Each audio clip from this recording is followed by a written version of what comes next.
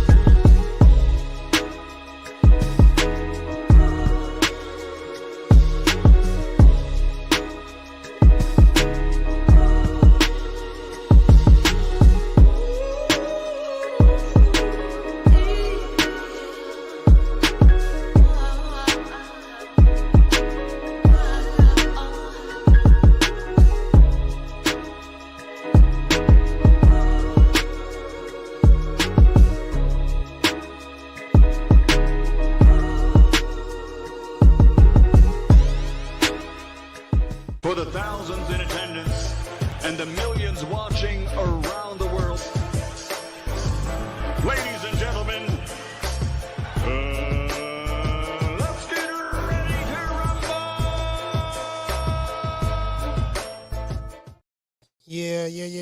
Yeah. What's up, family? This is our boy, Coach Malachi Williams in the building.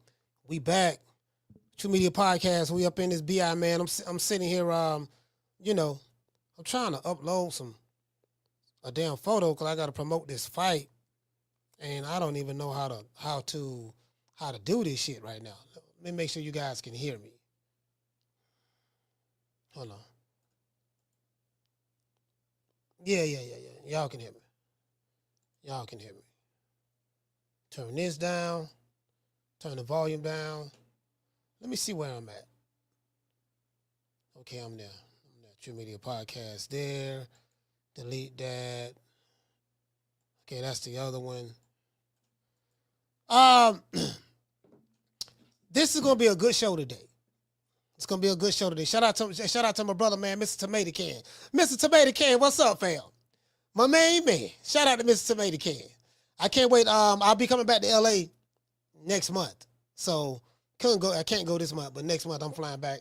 I miss it. I gotta come back out west.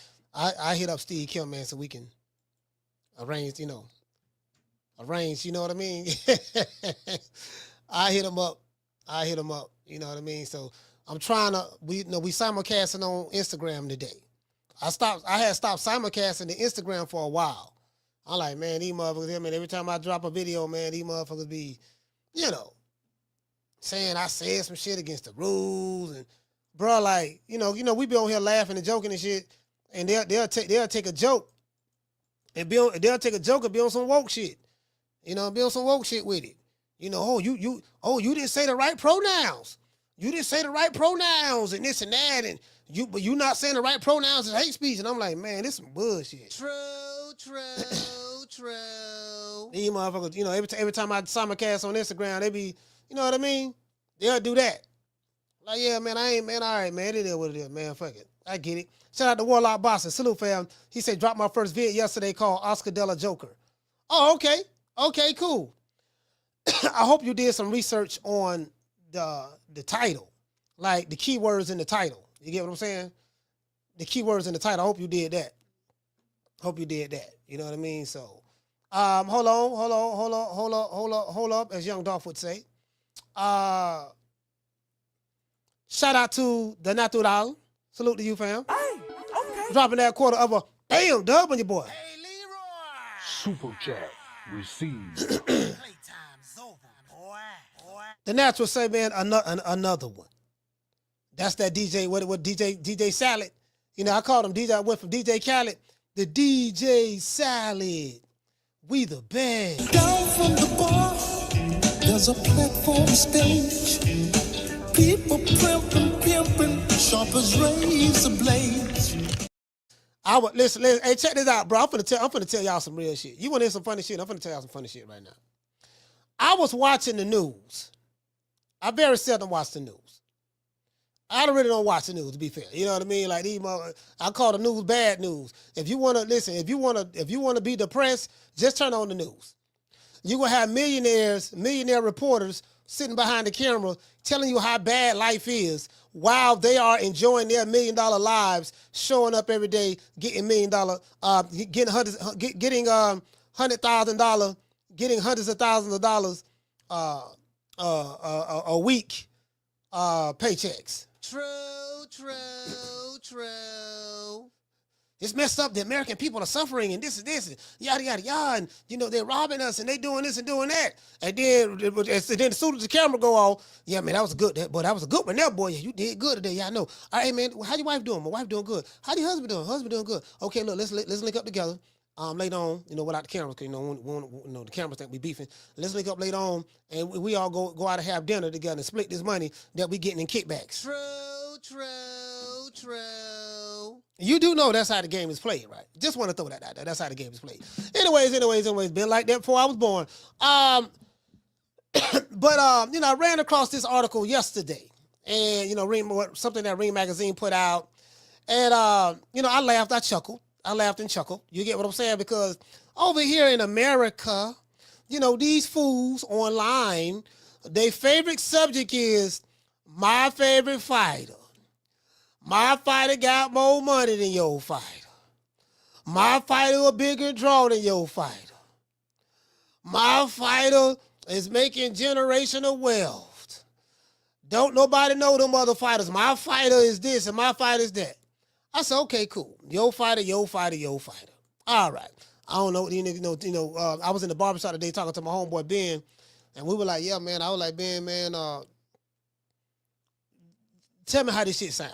A two-figure nigga at home on his computer or on his phone arguing with another guy about how much money, arguing about should a 8-figure fighter be allowed or have earned the right to fight a 9-figure fighter.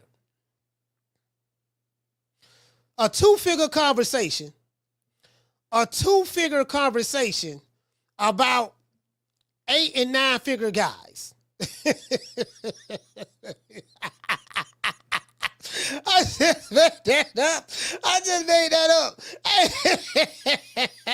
Hey, shout out to LA Shoes. I just made that up. A 2-figure conversation about an 8-figure and a 9-figure guy fighting each other.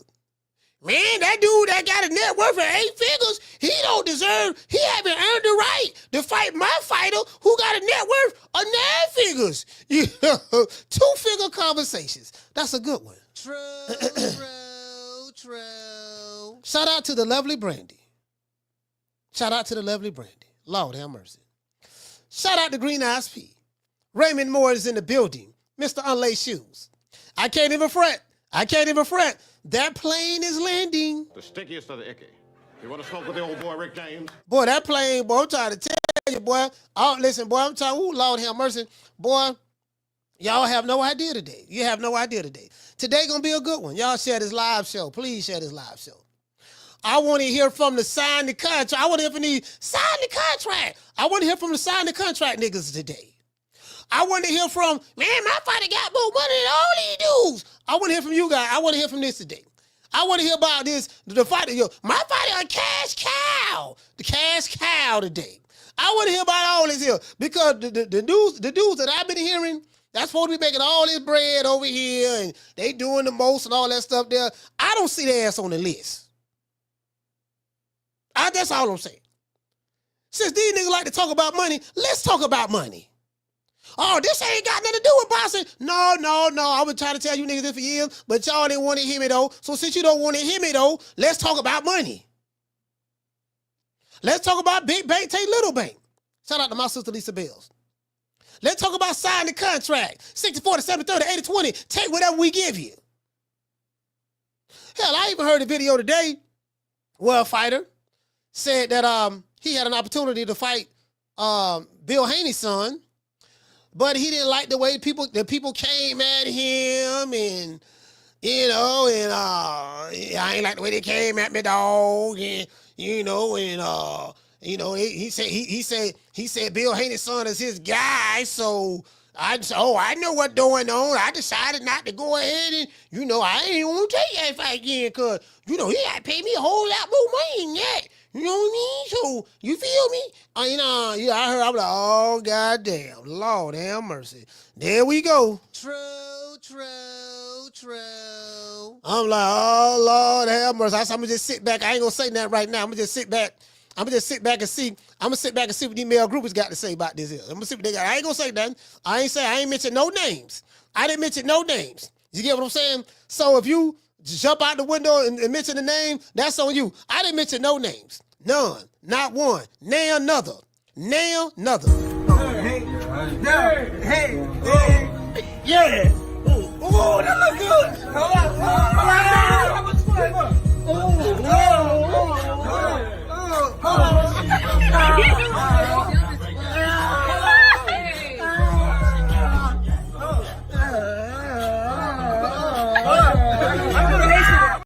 Yeah, anyway. Yeah, man. So, but I ain't tripping on that. I ain't tripping on that. I want to talk about what these niggas been talking about all along.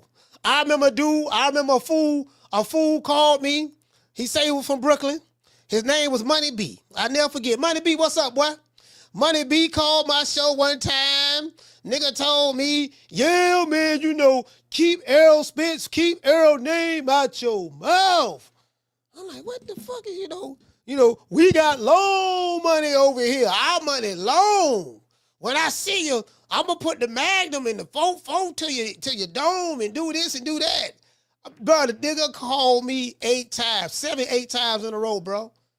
I'm not making this shit up. I got to drop that show. The man called me about 7-8 times in a row. Literally. So he kept calling. So I had wrote his number down and I dropped his number in the chat.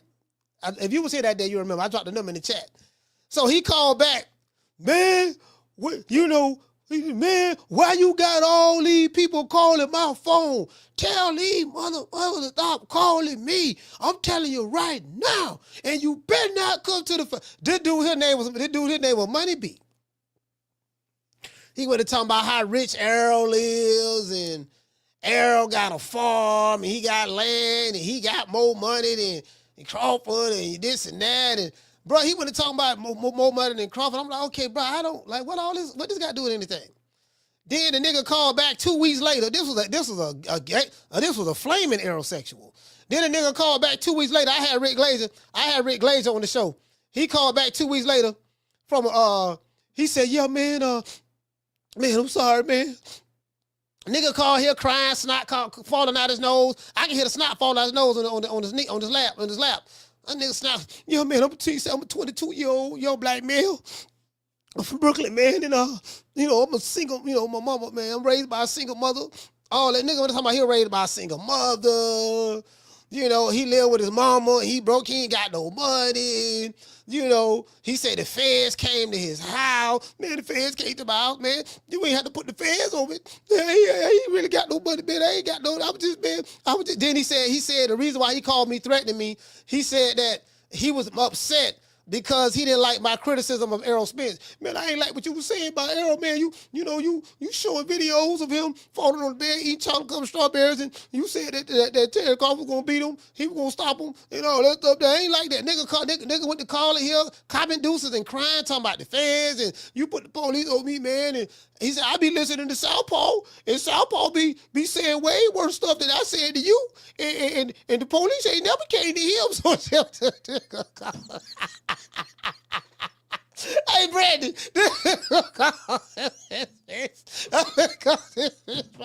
Hey, shout out to Bruce. Call this motherfucker. Hey, bro. Hey, fam. Hey, the man. Call this. Man, Rick Glazer. Hey, it was funny than a bug. Bro, it was hilarious, fam. I was like, man, this nigga. I say, fam, you can't be, you called me. I said, man, I don't want to hear that shit. You can't be calling people on a public platform, threatening people and stuff. I said, man, don't you know law enforcement listen to these podcasts? Like literally in In the FBI, they have in any police department. Well, I don't know about your city, but I know in this city they have a social media task force. Police departments do. You got officers. All they do is sit around and look at social media. Okay, look at this nigga here account right here. Oh, this nigga showing goods right on the camera, huh? Let me see. I can see the serial number on there. Oh, that's a real Sergeant Williams. Yeah. Hey, run this serial number by right here. Okay, Pam, run the serial number by. Oh, that's a real firearm. Okay, let's get his IP address and let's pull up on him. True. Then they say, yeah, man, they go, oh, what happened? Yeah, dog, man, police came to my house, dog. Man, fucking man, they came with a gun and everything. They did? Yeah, what happened? Yeah, man, I'm trying to tell you, man, somebody told on me, man. Somebody told on me. Somebody told on you. Yeah, I know who it is. Who? You told on yourself. To this day. These are some of the dumbest criminals I ever seen in my life in the day's time. These niggas tell on themselves, and then they turn around and say somebody snitched on them. Shout out to Mr. T. Hey, okay. Dropping that quarter of a damn dub on your boy. Hey, Leroy. Super chat received. Playtime's over, boy. Mr. T said Hot Wheels Davis confirmed he was offered the Haney fight by Turkey, but he turned it down. Now he wants 4 Ferraris plus his purse. Yeah, I heard that. He did say that. You get what I'm saying? So, I mean, it is what it is, man. It is what it is. One thing about him, I respect his honesty. Down from the bar, there's a platform stage. People pimping, sharp as razor blades. I respect his honesty. Now the male groupies is the one that's gonna lie for him. Tank gonna be pretty much honest. He gonna tell you if he fight somebody, if he got over something, I turned it down, this and that. He gonna at least come say that. He gonna say, look, man, I ain't never asked for those top fights. He gonna say that. It's the male groupies who be trying to cope. That's what it was. The male groupies, it's the male groupies, they be trying to cope with it, and they be making up stuff. It don't be Tank, it be them fools. They really be making Tank look bad, to be honest with you. Shout out to Tila. Tila, what's going on, sis? The lovely Tila. Warlock Boston in the building. Nah, that's what it be. It be them fools. They don't really be, Tank be doing this thing, but it be them fools. Cause they be making up all kind of stuff. Like they think they the national spokesperson for Tank. Who you is? I'm the national spokesperson for Tank. Do Tank know who you is? No. Have you ever met Tank? No. Okay, sir, how do you become the national spokesperson? I became the national spokesperson because I wanted to. You get what I'm saying? True. Man, these fools, these are niggas that want to argue all day. I said, these dudes are remedial. They are remedial. I mean, you can't help but make fun of them. I ain't gonna lie. I can't help but make fun of them. It's funny. They are walking jokes. Digital jokes. That's what they're here for. You get what I'm saying? Anyway, let's get into the show. Now, Boston's highest paid fighters in 2024. Shout out to Raymond Moore. Raymond say the villain. We need to do that list. What you talking about? What list y'all talking about? What you talking about? The villain? I don't know if you addressing somebody named the villain or you talking about the villain list. I don't know. You get what I'm saying? But I'm pretty sure, assuming that you're talking about a villain list, I'm pretty sure that I would be on that list. Pretty sure.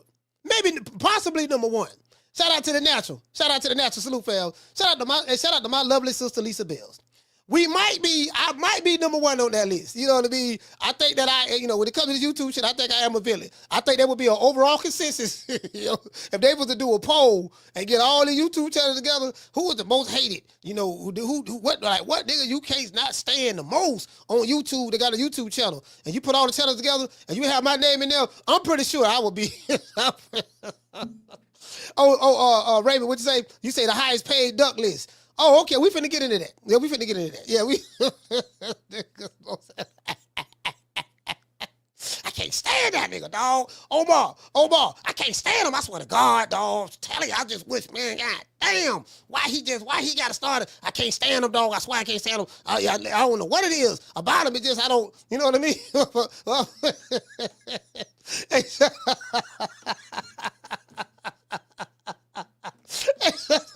Be 30 hot. Anyway, let's address this list. let's address this list. I want to address this list, right? And shout out to Great Gambino. Sportico. Sorry about that. Sportico. Sportico has released its 100 highest paid athletes in the world list, right? 6 boxers are featured on this list. Here are the names below. So out of all of the athletes, there's 6 fighters whose name on this list. Now, I've been hearing a whole lot of bullshit Superman stories about the Wasa, legendary Bruce Leroy catching bullets with his teeth. So I said, okay, if Bruce Leroy was catching bullets with his teeth, like they say he be catch bullets with his teeth, he would be on this list. Then I looked at the list for 2023. You get what I'm saying? You know, you feel me? In 2022, like he would consistently be on that list. I remember when Floyd Mayweather was still throwing hands. When Floyd Mayweather became Money Man, he was still boxing. He was always on the list, consecutively, year after year after year. You get what I'm saying? Floyd Mayweather consecutively. And I said, all right, well, shit, you know, I'm hearing all this cash cow stuff. Man, don't nobody know who Usyk is? Listen, I already know what they're going to say. I know what they're going to say.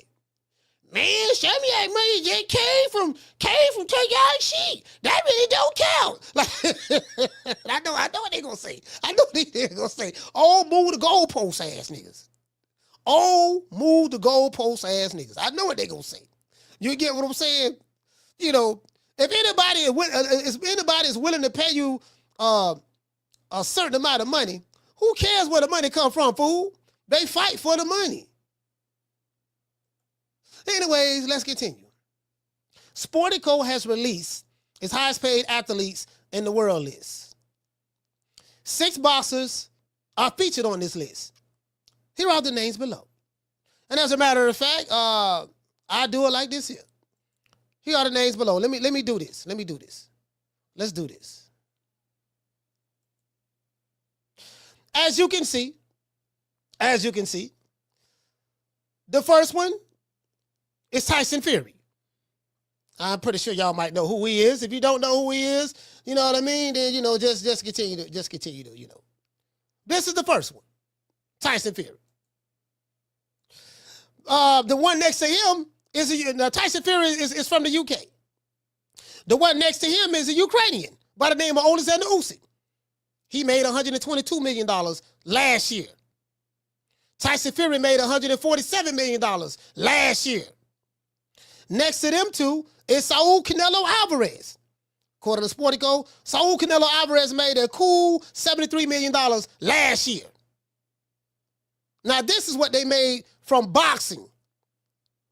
We're not talking about commercials on the side or this and that. We're talking about this what they made from boxing last year. Next to Canelo is a fighter from the UK, Nigeria, UK, by the name of Anthony Joshua. Anthony Joshua made a cool $60 million last year from boxing. Let's continue. Oh, look who this is. There's a YouTuber, Capricorn, from Cleveland, Ohio, by the name of Jake the Snake Paul. From boxing, he made a cool $48 million last year. I think he fought 2 or 3 times last year. He made a lot of money in that Mike Perry fight when he fought the guy from bare knuckle boxing. I was there. The arena sold out. He made some good money from there, but he made most of this money when he fought Mike Tyson. Because Mike made $20 million. Mike made $20 million. Jake Paul, I think he fought 2 or 3 times last year. Something like that. He made $48 million last year from boxing.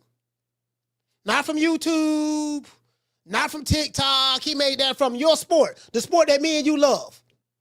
And guess who's next to him? A bantamweight from Japan. Man, that dude, man, don't nobody know who he is. He need to come to America and fight. That's where the money at. Well, guess what? He made $42 million last year. True.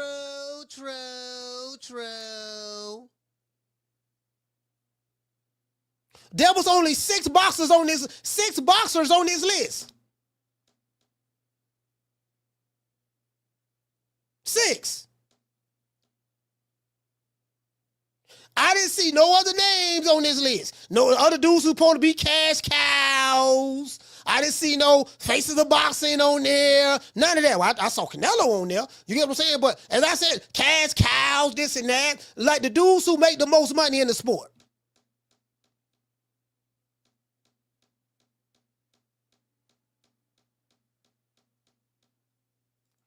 And guess what? Out of the 6 fighters on here, there's only one American on here. Jake the Snake Paul. Jake from America. Inoue from Japan. Anthony Joshua from London or Nigeria. I think his parents from Nigeria. Or he from either Nigeria or London. Whatever, right?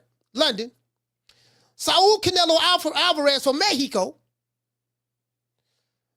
Oleksandr Usyk from the Ukraine. And Tyson Fury from the UK. I don't see any African-American studs on here. I don't see the dudes who these niggas be making 20 videos about a day.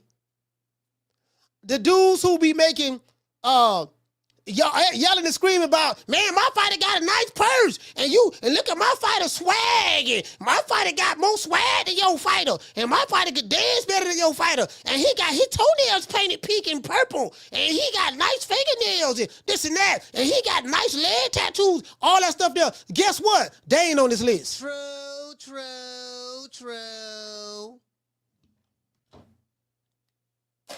Niggas be sitting here arguing about what Devin Haney got in his pocket. Devin Haney got, man, you see what Dev got? Dev is, man, shit, Dev, you know what that Dev's got Lambo with through at the high doors.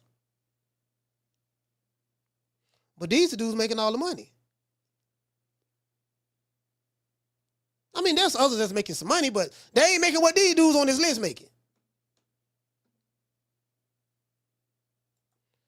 So what you arguing about?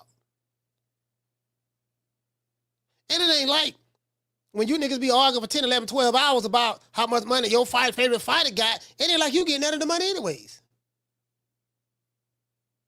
I just want to throw that out there.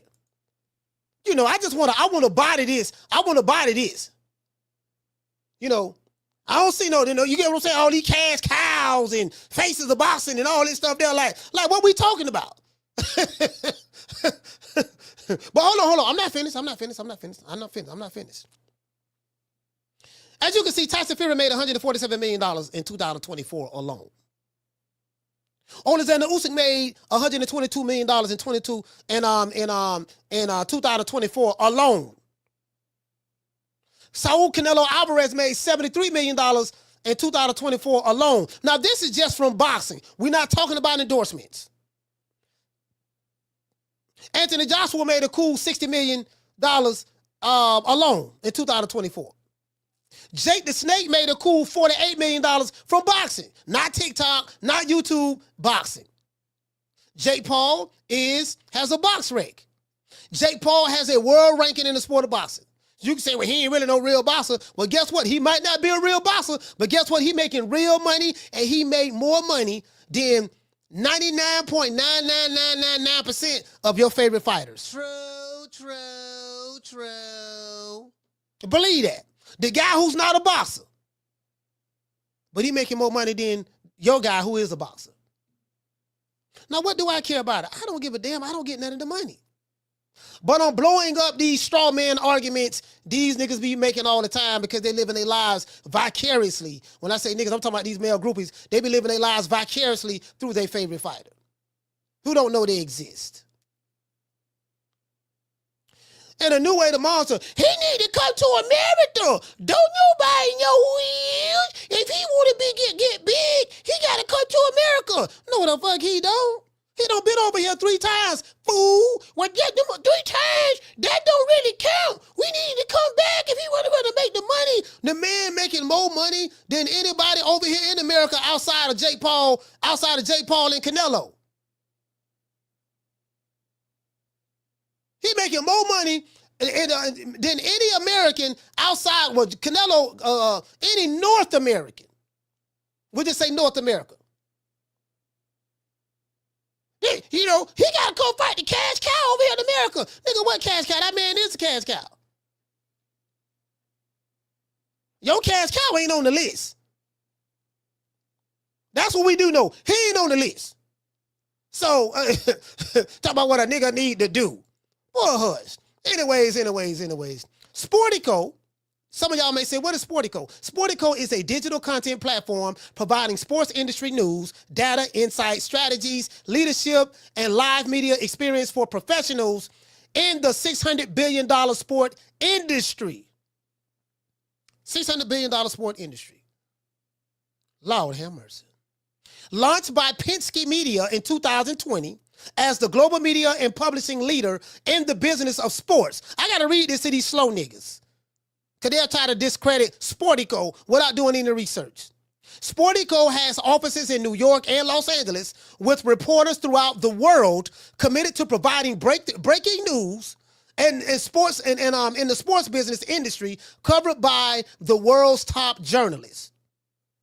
So they ain't getting breaking news from your favorite YouTube channel. Breaking news. Whole can cheese slap Pork Chop Willie yesterday. And Pork Chop Willie called the Popo. Popo came, Hennessy and Gin. Hennessy and Gin came, Officer Hennessy, Officer Gin came. And then they got in contact with their Sergeant, Lieutenant Tango Ray. Tango Ray gave Hennessy and Gin permission to lock up Pork Chop Willie. True. No, we didn't get it. We didn't get it from your breaking news YouTube channel. We didn't get it from your Sources Say YouTube channel. We didn't get it from your male groupie YouTube channel. We getting this news directly from people who are professionals in the sport and in the world of pocket watching. Don't argue with me, argue with them. Last time I checked, these niggas on YouTube ain't got no reporters all over the world. Y'all ain't got no reporters all over the world. Not with a net worth of 2 figures. Shit. Shout out to Sheila. Man, shout out to lovely Sheila, man. Sheila from Cali. Shout out to Miss Connie. Shout out to Curtis Robinson. Shout out to Curtis Robinson. Shout out to John. John, what's going on, fam?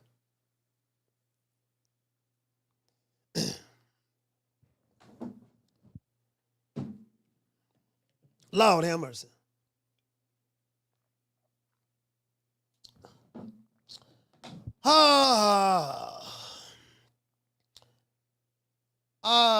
Let's see. Shout out to the Prince. The Prince, what's going on, fam? What's going on?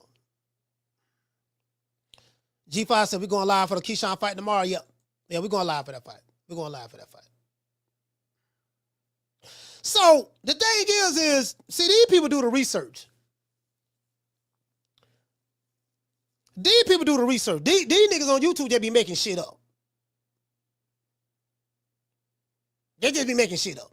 They can't show you no receipts. The receipt they'll show you, they know they'll hear Bigger Ray say something or hear their favorite YouTube channel say something. No, man, we do. He did this. I say, show them the receipt on that. They can't show you the receipt.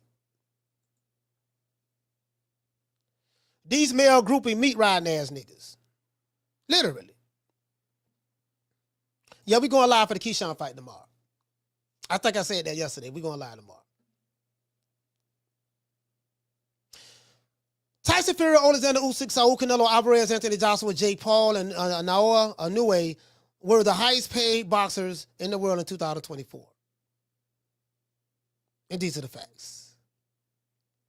I can look and see who was on the list in 2023, 2022, 2021, 2020. It's one fighter that I know that is consistently on that list year in and year out. His name is Saul Canelo Alvarez. He don't have like he's consistently on that list, consistently every year. Canelo. I know that for a fact. Canelo is consistently on that list. Anthony Joshua is consistently on that list. And Tyson Fury are the 3 fighters that are consistently on that list. Those are the 3 fighters. I mean, year in and year out. Literally. So I don't want to hear anything else about your favorite fighter being the cash cow or the face of boxing. The 6 men on this list were the cash cows of the sport, are the cash cows of the sport. The 6 men on this list are the faces of boxing. Let that sink in. Because someone is paying them very handsomely. How do I know? They were putting butts in seats, and they were making more money than your favorite fighter's YouTube channel's favorite fighter. Oh, this is going to piss some people off today. I don't care. True. Let you niggas argue about that. Hopefully, these receipts will put this nonsense to bed about who is the real cash cows of the sport of boxing. What do you think about the list? Let me show you guys the list from the company, from Sportico. T-shirts, you can get T-shirts and hoodies at CoachMalachi.store. Support the channel via Cash App, Super Chats, or Zelle. Here's Zelle right here. Matter of fact, let me see where we at. Oh, I don't have it on there. Let me pull it up right here. My bad. Do I have it here? All right, cool. I think I can pull it right here now. Let me see what we got. All right, there we go. They're going to be the Zelle right there. At the bottom. Strolling at the bottom. Anyways, before we get into the show, we got to hit everybody with a little bit of all praise is due to the Most High, the Most Exalted, the greatest human being on the planet Earth, Mr. Al Heyman, and I say that sarcastically. Well, you know, I guess I got to be like everybody else and saying Al Heyman. I can quit my job now, baby. 6 figures, baby. You feel me? I'm about to But a name. Do you have a name? Oh, nah, I ain't got no name, you know. Name them names, man. They know who they is. Name them names, please. The names need to be named. They know who they is. The Mexican monster. We will be going live for the Keyshawn Davis fight. We're going live for the Keyshawn Davis fight. We're going live for that. We're going live twice tomorrow. We're going to do the afternoon show, and then we're going to do the fight party. As soon as this show is over with, I'll make the show for the fight party. And then tomorrow's show. Yeah, no, matter of fact, yeah, tomorrow's show, what we'll do, we'll probably do 2 shows on Keyshawn. We'll do 2 shows on Keyshawn because we'll talk about who you guys think going to win the fight, this and that, and we could converse about if he wins or whoever wins, would there be any unifications in the lightweight division? I really don't want to talk about that, really, to be fair, because we already know what the answer's going to be. So we already know what's going on down at the lightweight division. You get what I'm saying? But outside of that, we can do that. We'll do 2 shows on that, and then we'll do a show on that tomorrow. Then, of course, we're going live for the fight party on a Friday. I like, Friday. That's a good switch up. Fight party on a Friday night. That's a good switch up. A good switch up. You get what I'm saying? It is what it is. Shout out to the number 1 contender. Now, I am the number 1 contender. I'm tired of James the Poodle, Grim Reaper, whatever you want to call himself, ducking me. All right? I'm tired of man driving around town in 8 Rolls Royces. He ain't fought nobody. I'm still in a Broham. There's somebody sitting in a Broham right now, 38 high. Who you think he is? DJ Quick? No, huh? No, I ain't Kid Capri? I didn't say that. Oh, you must be Jimmy Walker. Blue, you ain't nothing. You don't deserve nothing. You don't get nothing. You get what I give you. I got a contract between me and you that say you do what I tell you to do. Therefore, shut up. Don't say nothing. Don't speak to me. Don't look at me. I tell you something. Money, I just said. Blue, if I raise up, gonna be trouble. Trouble. I'm walking off. Oh, man, my main man.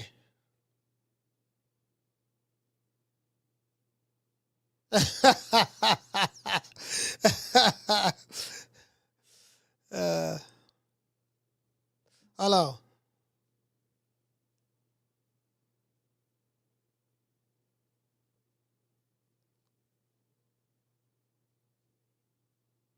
Hold on, y'all.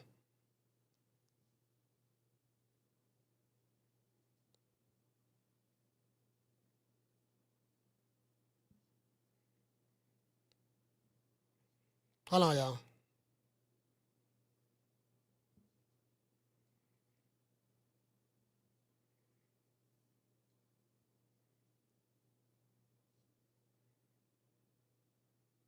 Hold on.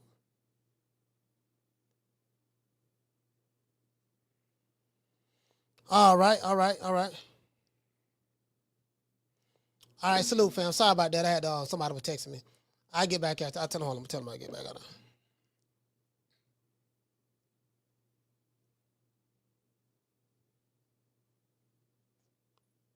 All right, cool. Shout out to Raymond Moore. Raymond, what's going on, fam? Shout out to John Martinez. Salute. It is what it is. I'm gonna drop these phone lines pretty early. You know, I'm not even gonna do a price of entry. I know I'm gonna do like price of entry on this here. You know what I mean? Like we got to get 200 likes, but today I'm just gonna drop them. Let me do this. I thought I had that showing. I thought I had it in analytic mode. Let me put it in analytic mode so I can see a lot better. All right, cool. Yeah, man, it is what it is, man. We're going to hit everybody with a little bit of Snow Bunny love, man, and then I'm going to drop these phone lines, man. I'm going to let y'all call the show, man. As I said before, I need to show y'all where the information is coming from. See your eyes shining, she's my Snow Bunny, please. In the winter lights, so she's my sweet dust of free. Talk to my nose, this love was got it so raw. Make you move, stepping out of control. Snow Bunny, moving on the bar. Everything's alright. Got that smooth soul feel. No, that's dancing in the lawn. With my Snow Bunny love. We're party by the night. See your eyes shining. She's my Snow Bunny, please. In the winter lights, so she's my sweet dust of free. Talk to my nose, this love has got it so raw. Make you move, stepping out of control. Snow Bunny, moving on the bar. Everything's alright. Got that smooth soul feel. No, that's dancing in the lawn. With my Snow Bunny love. We're party by the night. He got to sue that nigga there, boy. Hey, listen, man. Listen, man. Listen, man. You got to sue that nigga there, boy. You got to sue that nigga. That need to be sued like ASAP. You know what I mean? I can't even front, boy. You got to sue him, bro. I ain't never, but Dr. Umar ain't gonna do that because that dude, he ain't gonna do that because that dude right there got it. That dude right there, boy, he got his number. Anyways, let me show y'all what this is. So we're gonna go live for tomorrow night's fight, but let me do this. Let's go to Sportico. This is the company that put out the list, Sportico, right? And this is what they do. They do this professionally. Sportico, this is the company right here, Sportico. Let you know when they got established. Let you know, PMC. I think this is private military, some shit, something. I think that's what this is the website, PMC.com. But this is Sportico. They are the ones who keep track of this information professionally. They are professional pocket watchers, and they bring anything, all sports. They're gonna let you know, put them on to some of your favorite athletes. Like this is the most popular sport in the world. I think soccer, football. I think soccer. This right here is the most popular sport in the world. Global. You know what I mean? You get what I'm saying? So, it is what it is. But hold on. Let's go here. So this is where the information came from, right? Let me do this. All right, let's go here. Ring Magazine put this out as well, and it quoted Sportico as the source. Ring Magazine says Sportico has released its 100 highest paid athletes in the world list, with 6 being featured based on 2024's earnings. The estimated figures shared includes both fighter purses, and endorsements. I told you guys that it was just the fight, the purses. I lied to y'all. It was the endorsements as well. So I was wrong on that. You know what I mean? I thought it was just what they made boxing, but it's endorsements as well, which is still a lot. They got Tyson Fury on here, as you can see. It's a lot of money, boy. Oleksandr Usyk. Canelo Alvarez, he's on here every year. Tyson Fury is on here every year. Canelo's on here every year. Anthony Joshua's on here every year from boxers. Like literally. Jake Paul is new, if I'm not mistaken. I think he's new. And Inoue, I don't know if Inoue is new or not. I know Inoue is the highest paid fighter, small fighter. I mean, from a consistent basis. I think he's the highest paid. From 135 on down. Somewhere up in there. I think from 135 on down. I mean, he's selling out stadiums. He's selling out Tokyo domes and shit like that. Like this dude is, he's that guy. He's that guy over there. Period. You get what I'm saying? So, Sportico, y'all can go to Sportico, look him up. Now, some people on here are mad. They like, well, Paul ain't no boxer. Well, you made a lot of money in boxing. this guy said Paul ain't no boxer. Well, somebody tell BoxRec that. And he has a world ranking. A world ranking. I think in the cruiserweight division. So if you're not a boxer, apparently the WBC don't know that. The IBF, the WBO, and the WBA don't know that. BoxRec don't know that. The sanctioning bodies, the presidents of sanctioning bodies don't know that. Apparently they don't know that. I'm just saying. They got him on there. you get what I'm saying? And bruh, do you remember when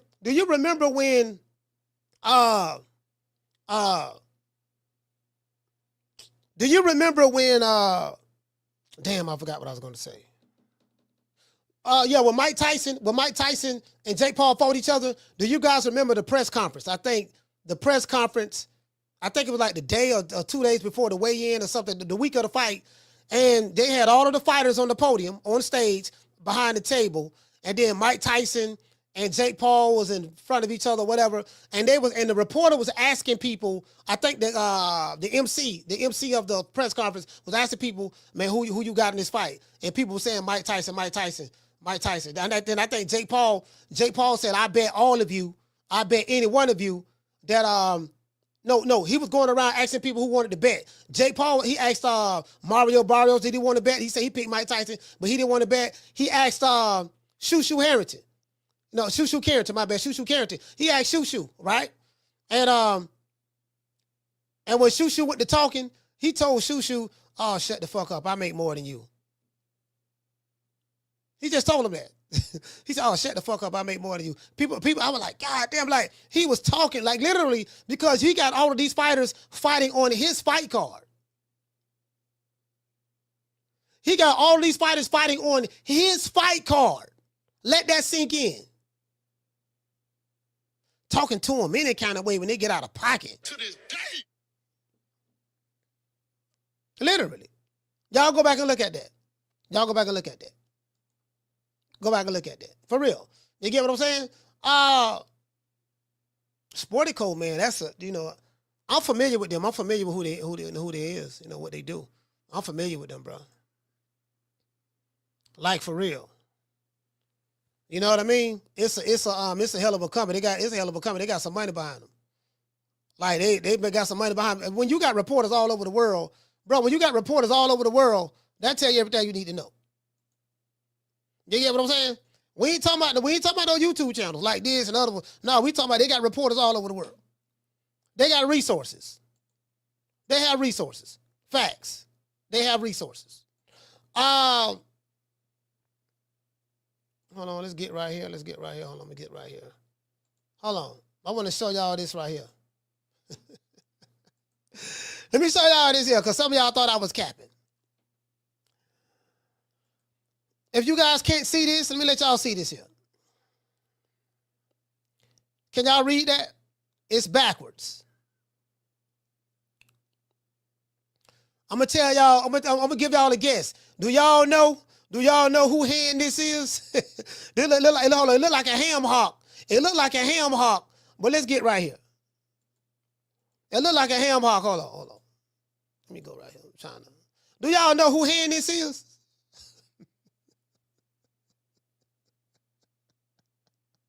Schoolo. Do you know who ham hock this is? Oh, let me read it for y'all, because it's backwards. It's written in cursive. Y'all know I got the receipts. It's written in cursive. It says, Tank Davis, 135 King. Oh, you ain't know I had this, huh? Oh, you ain't know I had this, huh? You thought I was capping when I told them people you had Tank name tattooed on your hand, huh? You wear Canelo draws, huh? They glow in the dark, huh? You know I got you right where I want you, huh? No Diddy, huh? You get what I'm saying? True. I told all these niggas in love. Let's read this again. It's in cursive, from right to left. Let's read this again. in cursive from right to left. Tank, Tank, Davis, Davis, 135, King, King. Now you mix that with the Canelo glow in the dark draws. What you got? You got a threesome. True.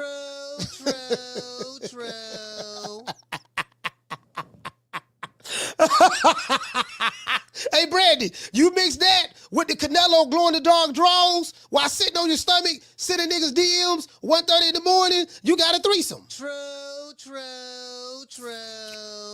Lord have mercy.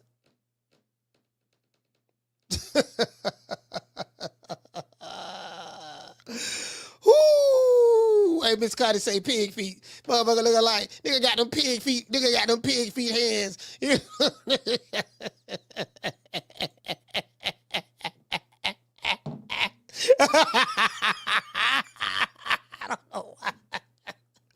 I don't know why, dog. I don't know why, dog.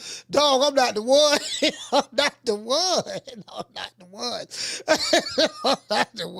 I'm not the 1, 2, 3, 4, 5. Shout out to Mr. T. Hey, okay. Dropping that quarter over. Bam, dub on your boy. Hey, Leroy. Super chat received. Playtime's over, boy. He said, but coach, he said, anger scrotum cuddlers have been telling us for decades that Hess Truck Davis was a cash cow. Ain't no way he's not on the list. Yeah, I mean, yeah, you know, I mean, he made some big money when he fought Ryan Garcia. Him and Ryan Garcia made like $30 million a piece fighting each other, from what was reported. But outside of that, you know, they're not on there consistently. That was an anomaly fight. Shout out to G5. Hey, okay. Dropping that quarter of a bam dub on your boy. Hey, Leroy. Super chat received. Playtime's over, boy. Yeah, we going live for the fight tomorrow night, fam. We are going live for that Keyshawn Davis, Dennis Berinchick fight. We will be live. Yes, sir. Down from the bar, there's a platform stage. People pimping, sharp as razor blades. Now, I told you, these dudes like to talk about money all the goddamn time. They like to talk about money. And then you got dudes who like getting tattoos of their favorite fighter on their hands. What they call it? Mix matching. Well, see, I got this Canelo draws outfit with his face on it, and I got a color coordinate with the Tank Davis tattoo. You get what I'm saying? How I look. Hold on, let me put my hand down by my drawers. How I look, baby. How I look. Did you see the red hair glowing on Canelo's head when I put these drawers, when I put these Canelo thongs on? I got these Canelo thongs that I'm wearing, baby, and I got the color coordinate. I'm like, bro, you can't make this shit up. To this day. You get what I'm saying? The stickiest of the icky. You want to smoke with the old boy Rick James? Motherfucker got a color coordinate. You know, baby, we got to get matching tattoos. That's what they used to do back in the day. Back in my day, you had couples get matching tattoos. They used to wear the same outfit when they go out, short set outfits and stuff like that. Back in my day, they did that. You know what I mean? Then you got dudes be hating. There's something we used to say in Florida. When a nigga be hating, man, he dropping larceny on the nigga name, man. He dropping larceny. You know what I mean? Hey, shout out to Curtis. Curtis, what's going on, fam? Yeah, nigga dropping larceny, man. That nigga, man, I don't fuck with that nigga, man. That nigga flawed, man. He flawed in a motherfucker, man. That man flawed, man. He flawed. Dropping larceny on the nigga name, man. Ain't nobody on that. What he say? He say, Coach. He say, Coach, Tate need to pick better fights than Roach. Hey, man, it is what it is. Down from the bar, there's a platform stage. People pimping, sharp as razor blades. Yeah, man, these niggas, they thongs. Yeah, man, I got these thongs. Yes, I got these thongs. I got these thongs line there. You get what I'm saying? Hey, these bell groupies, boy, the way they be capping, and talking about vigorously. I mean, with so much vigor. For fighters who don't know them, two-figure niggas, the way they be capping, boy, Lord have mercy. I'm like, boy, they look like they're trying to get a cocoa butter endorsement. Look like they're trying to get they be online, look like they're trying to get a KY jelly endorsement. Look like they're trying to get a knee pads endorsement. I'm like, yeah, ooh, Lord have mercy, boy, God damn, boy, who you being endorsed by? this channel, you know, listen, when you go to one of these male group of YouTube channels, this channel has been sponsored by Thongs for Men.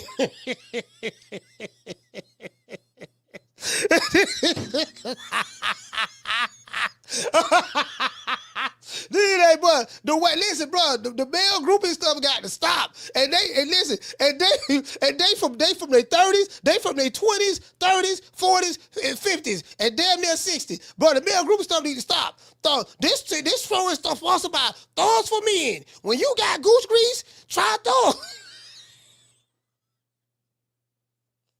This show, my Meat Ride channel is sponsored by KY Jelly and knee pads. When your knees hurt, get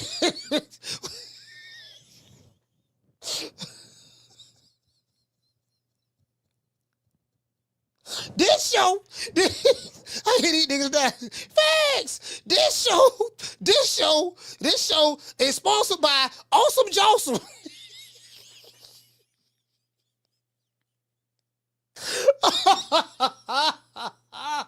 Oh, these niggas, boy. Oh, my God. I'm sorry about that, y'all. I'm sorry about that. The ADD don't kick in. Let me get back to boxing. The ADD don't kick in. The ADD don't kick in. Facts.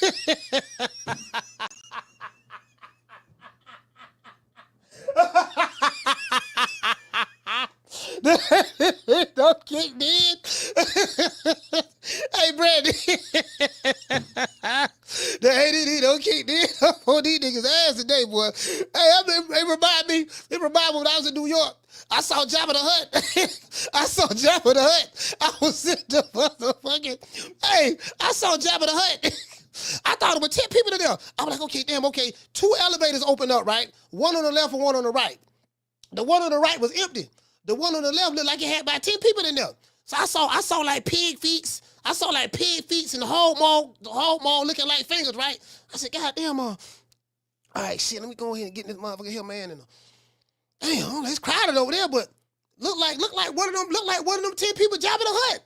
Come to find out, after I squeezed in the elevator, it wasn't 10 people. It was just one of his 9. It was just one of his 9 stomachs. So when I saw about 9 stomachs and about 4 or 5 chins and some pig feet for fingers, then we went downstairs, went to talk and said, "Oh, okay, man. All right, man. I thought it was smoke. It ain't no smoke. Okay, cool, man. So all right, it is what it is, man. I'll holler at you. You get what I'm saying? You didn't buy you a drink. No, I'm good, dog. I'll holler at you. You get what I'm saying? So yeah, man. I just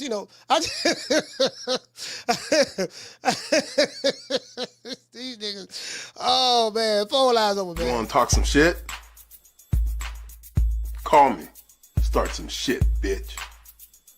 Sup, fool? You gonna talk shit about me, homie? Where you from?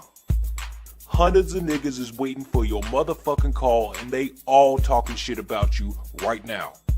Call the coach at 530-494-9636. We waiting on your bitch ass. Yeah, we talking that cash cow shit. The cash cow, Lord have mercy, boy. I'm not gonna lie, man. These professional pocket watchers like CelebrityNetworth.com and stuff, a lot of people get information from there. The reason why they print that kind of information is because people are interested in it. People interested in it. Like, people, like, it's a dude that plays soccer, bro.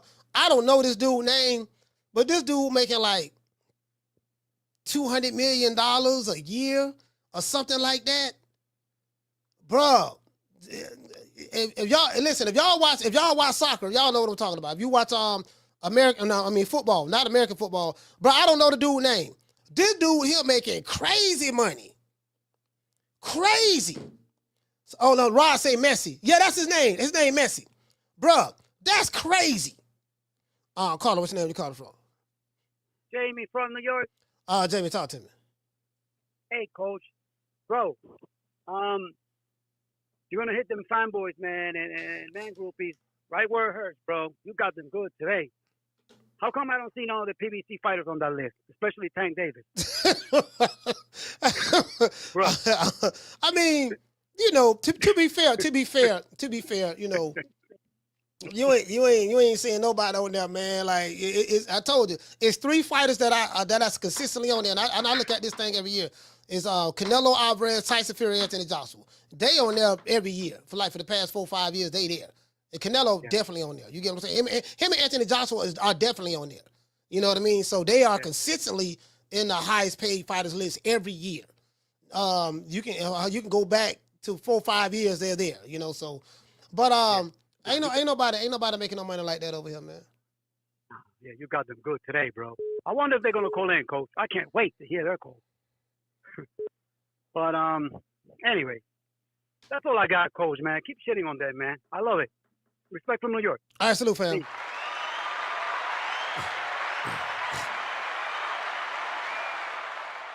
Listen, I told y'all, fam, like, in America, it's Canelo, then there's everybody else. I mean, that's the truth. I'm not making this shit up. Like, it's Canelo, then there's everybody else. And then, shit, the way Jake Paul, then, hey, what you say? What you say, Schoolo? You say Cristiano Ronaldo is another high-paid football player, coach. Yeah, listen, let me tell you something, bro. Let me tell you something. Them goddamn, they making crazy money, dog. Man, them soccer players, oh my God. They making crazy money. Bro, let me tell you something. In baseball, they making crazy money too. I don't think they're making more than them dudes. I don't know. Listen, who that picture is that the Yankees got. It's a picture that came from Japan. They paying this dude stupid money. Who that Japanese picture is that came from Japan? They paying this dude stupid money, fam. Dude got like, I'm like, God damn. Carter, what's your name? You call it from? Rich Porter calling from Kansas City. Rich Porter, Kansas City, talk to me. Yeah, we can't let them off the hook, Coach. They've been talking this in the face of boxing and this, that, and the third. His ass supposed to be on that list. He getting all his money. Everybody dying to fight him for a payday, this, that, and the third. That man supposed to be on this list. Yeah, man. You can't let them off the hook like that, Coach. Nah, they be talking that shit, man. They gotta hear it when they talk that bullshit and it ain't real. Cause they killing boxing with that. They fucking up the sport with that. Killed the sport. Like, bro, we not supposed to care who making what. But they making this such an emphasis. Like, what I don't like about it, Rich, is this. They use it as a barrier for why we should not get fights. So it's an obstacle. Yeah, man, we see my fighter, Cad Cow, he facing this, my fighter doing this and that. And it's like, dude, okay, so if you're saying all of that, and then they use this as an obstacle for why we shouldn't get the fight. And I think that's what hurt us tremendously here in America. You know, people try to say, well, Floyd did it, but I'm like, bro, but look who Floyd fought Floyd. Bro, to be honest, Floyd got all the names on his resume. He ain't got Paul Williams and he ain't got Margarito, but outside of them two, he got everybody's name on his list. For the most part, he got everybody. So Floyd fought people. Chico, Oscar, who didn't he fight, man? Hatton, everybody. Hatton, if you think about it, though, Marquez, Pacquiao, Shane Mosley. Pacquiao, Marquez, all of them, Canelo. But here's the thing about it, though, Coach. You see all them other boxers that's on that list, they not making these fucking excuses why they can't fight big fights, and they making more money than this nigga. And we steady bashing these other fighters, and they not doing what this nigga doing. And we clearly see he ain't getting the type of money they get. They still putting on the big fights, fighting the top people in their division. He's a clown, man. Yeah. And his fucking fans is too, dog. Yeah, man. Salute, fam. Listen, man. Shout out to Rich, man. KC, stand up, brother. Rich Porter, salute. Hey, I'm sitting here. Hey, y'all know what? Don't look at that. Y'all know, hey, y'all know what I'm looking at. Look at that. Instagram don't did it again, dog. Instagram don't, what they did? Man, these motherfuckers here, man. I don't know what's up with Instagram, dog. I don't know what's up with them. Or they said something, but I can only go live. Instagram has disconnected the stream. They disconnected the stream. I don't know. They say I can only go live for an hour over there. That's crazy. Yeah, man. Yeah, man. Carla, what's your name? Where you calling from? What up, Coach? Jerry. Jerry, what's going on? Be more, stand up. What's up, buddy? What's going on with you, Jerry? I'm excited about this card tomorrow night. Yeah, me too. Keyshawn. Yeah. The first time I seen him, well, maybe the second time I seen him, I think he fought on Teofimo Lopez undercard, and he stole the show, man. I like this kid. I like him a lot. He comes to fight. This guy, I'll take one of him over a dozen Shakur Stevenson. Yeah, I like. Oh yeah. Just over a dozen. I'm serious, bro. This kid, I love him, man. He's got a good attitude. He comes to the ring, comes to fight. Yeah. He's not some face-first, reckless brawler. He boxes, but he comes to kick some ass. You know, I really like that about him. And this dude here, I don't know. I seen where he said he sent them a box of bananas and watermelons and shit. That ain't cool, bro. But what's even worse is for Baranchek, whatever his name is. Baranchek. I don't think it's going to serve him well to piss this guy off. I mean, he probably already was. I don't. You know what? I somebody sent me a video on that. I looked at it and I did hear what Keyshawn Davis said. He said that it didn't have a name on it. Really, he said he looked at the letter. Somebody wrote it. He can tell it was from a different. They wasn't English or whatever. And he said he believed it came from Dennis Baranchek. Now, I don't know if he had proof of it. I don't know if he, you know what I mean? But I see another video where Teofimo Lopez he's filming himself looking at Keyshawn Davis' press conference, and Teo was eating a banana and he's laughing. So some people are starting to say maybe Teo did it. And you get what I'm saying? Teo did it, you know what I mean? Because he made some disparaging remarks as well. You know, him and Keyshawn got a history together from. I'm hearing that his crew Jump had beat up Teofimo Senior. They had beat him up and stuff like that. I heard about that. Yeah, so I'm like, I don't know if Baranchek did that or whoever, or could have been Teo. I don't know, because once Teo dropped that video, Jerry, I'm like, you know, I don't know. Okay. Well, I didn't know about that. What you're speaking on there, I didn't know about that. But I did watch the press conference, and when what's his name, Keyshawn accused him of it, he didn't deny it. That would have been a perfect time. If you didn't do that shit, you probably would have said, "Hey, man, I didn't do that shit," you know.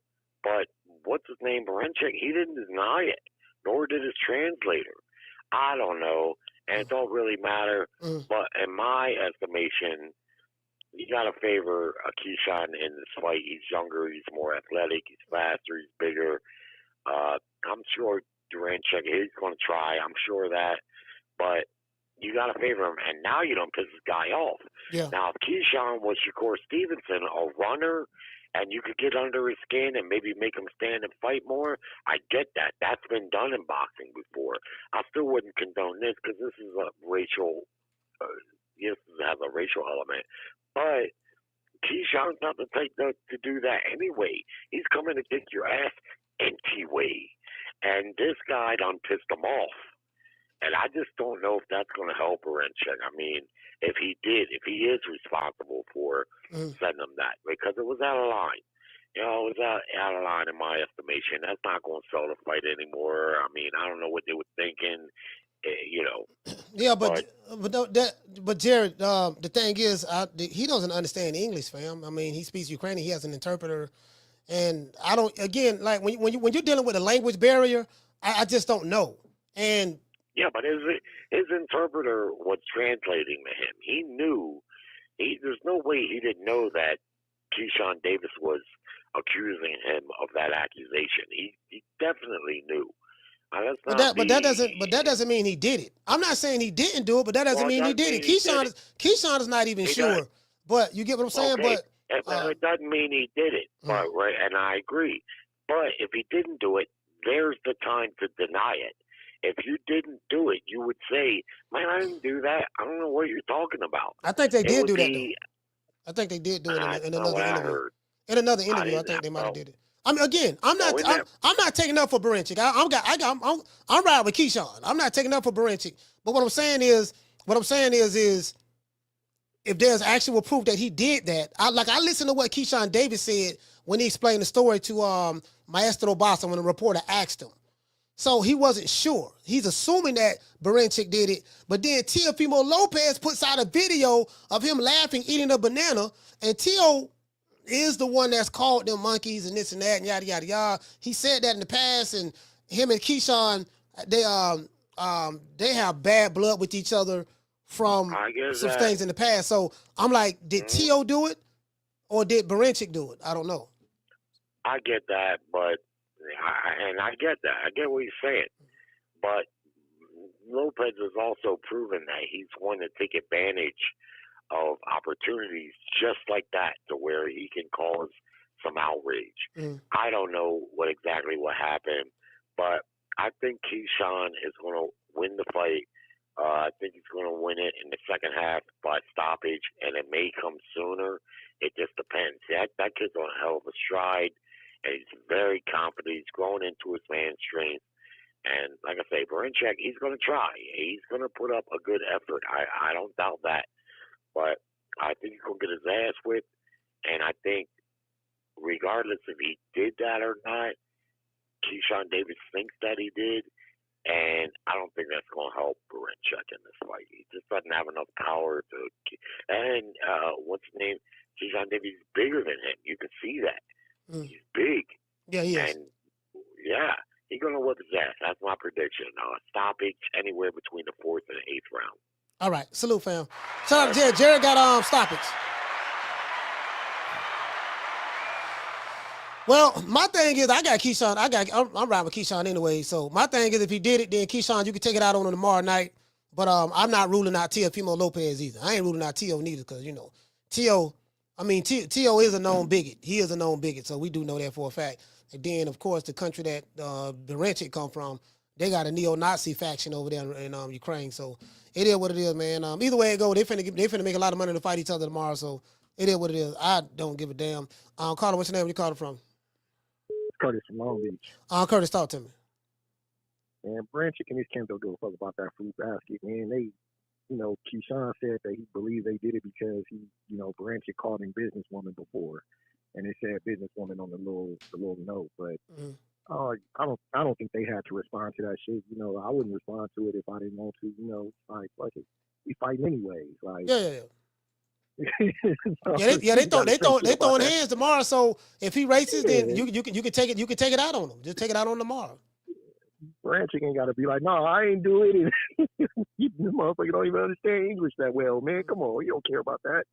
But, yeah, man, I was looking at the list. Another thing about that list, too, is what you said about Floyd.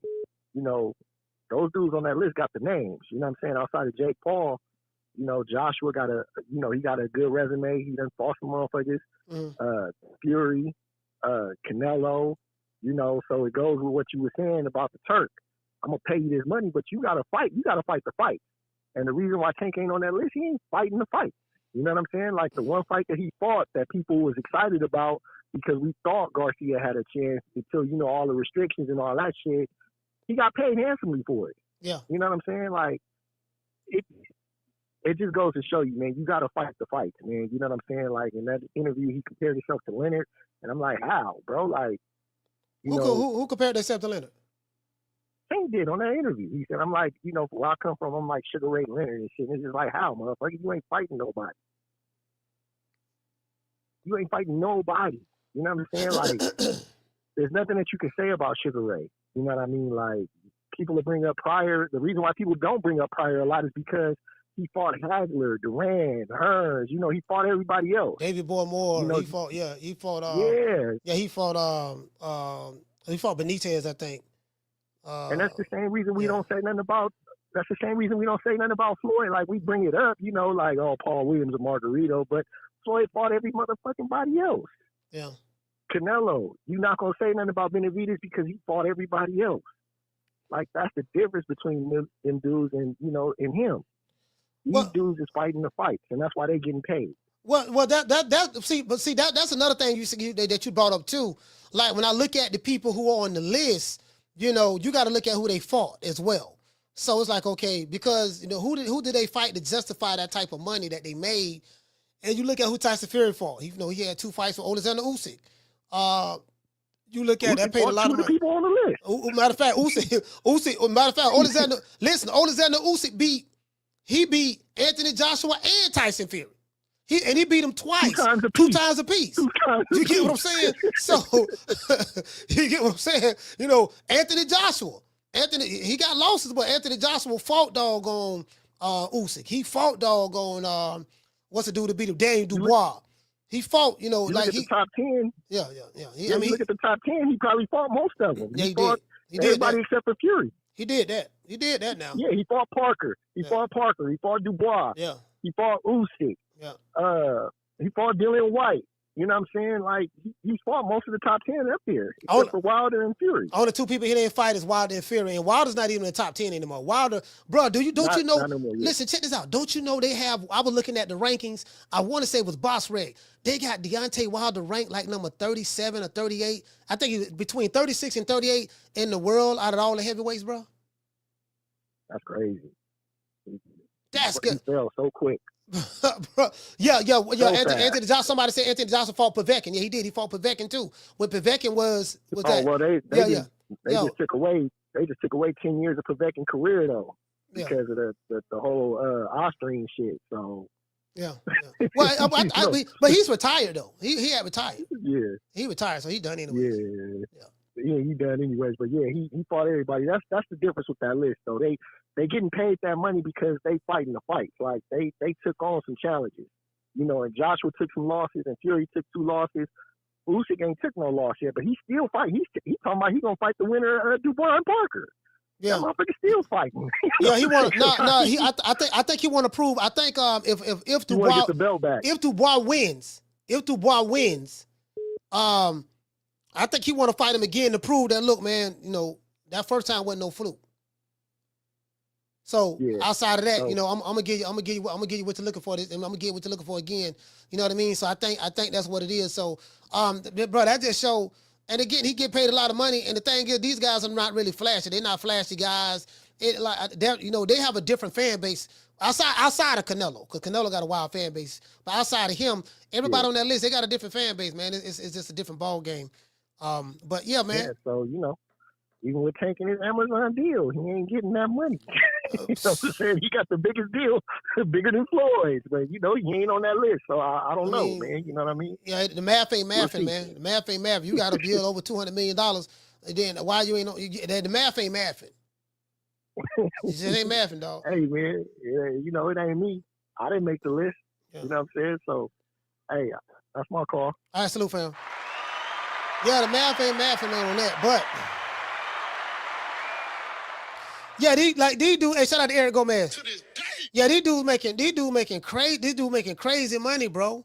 Like crazy money. See, this is the thing, right? There's levels to this, and I say this before over here. There's Chitlin level. There's Chitlin level cash cows, and then there's cash cows. There's Chitlin level, Chitlin level faces of boxing, and then there's faces of boxing.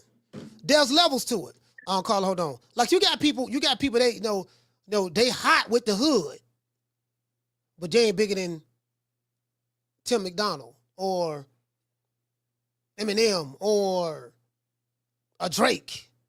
But he hot. He hot at the liquor store. All the urban spots, he popping. But this guy right here, there's another level where he's out of this world. Like, yeah, you doing good. You're doing good, dog. You doing good. You got nice little ice and jewelry and stuff like that. You got some millions in the bank. That's good. But this right here is another level. You get what I'm saying? So, and people treat the lower level because the guy that's on the lower level is their favorite fighter and he's popular. They try to talk like he's on the upper level echelon, and he's not up there. It's high up there and it's cold up there. He's not up there. He's on the liquor store level. He's popping in the hood. All the game bangers, dope boys, pushers, hustlers, pimps, they love him. But up here is a different level. You get what I'm saying? Carla, what's your name? You call it from? It's Raymond from Illinois, Coach. Raymond from Illinois, talk to me.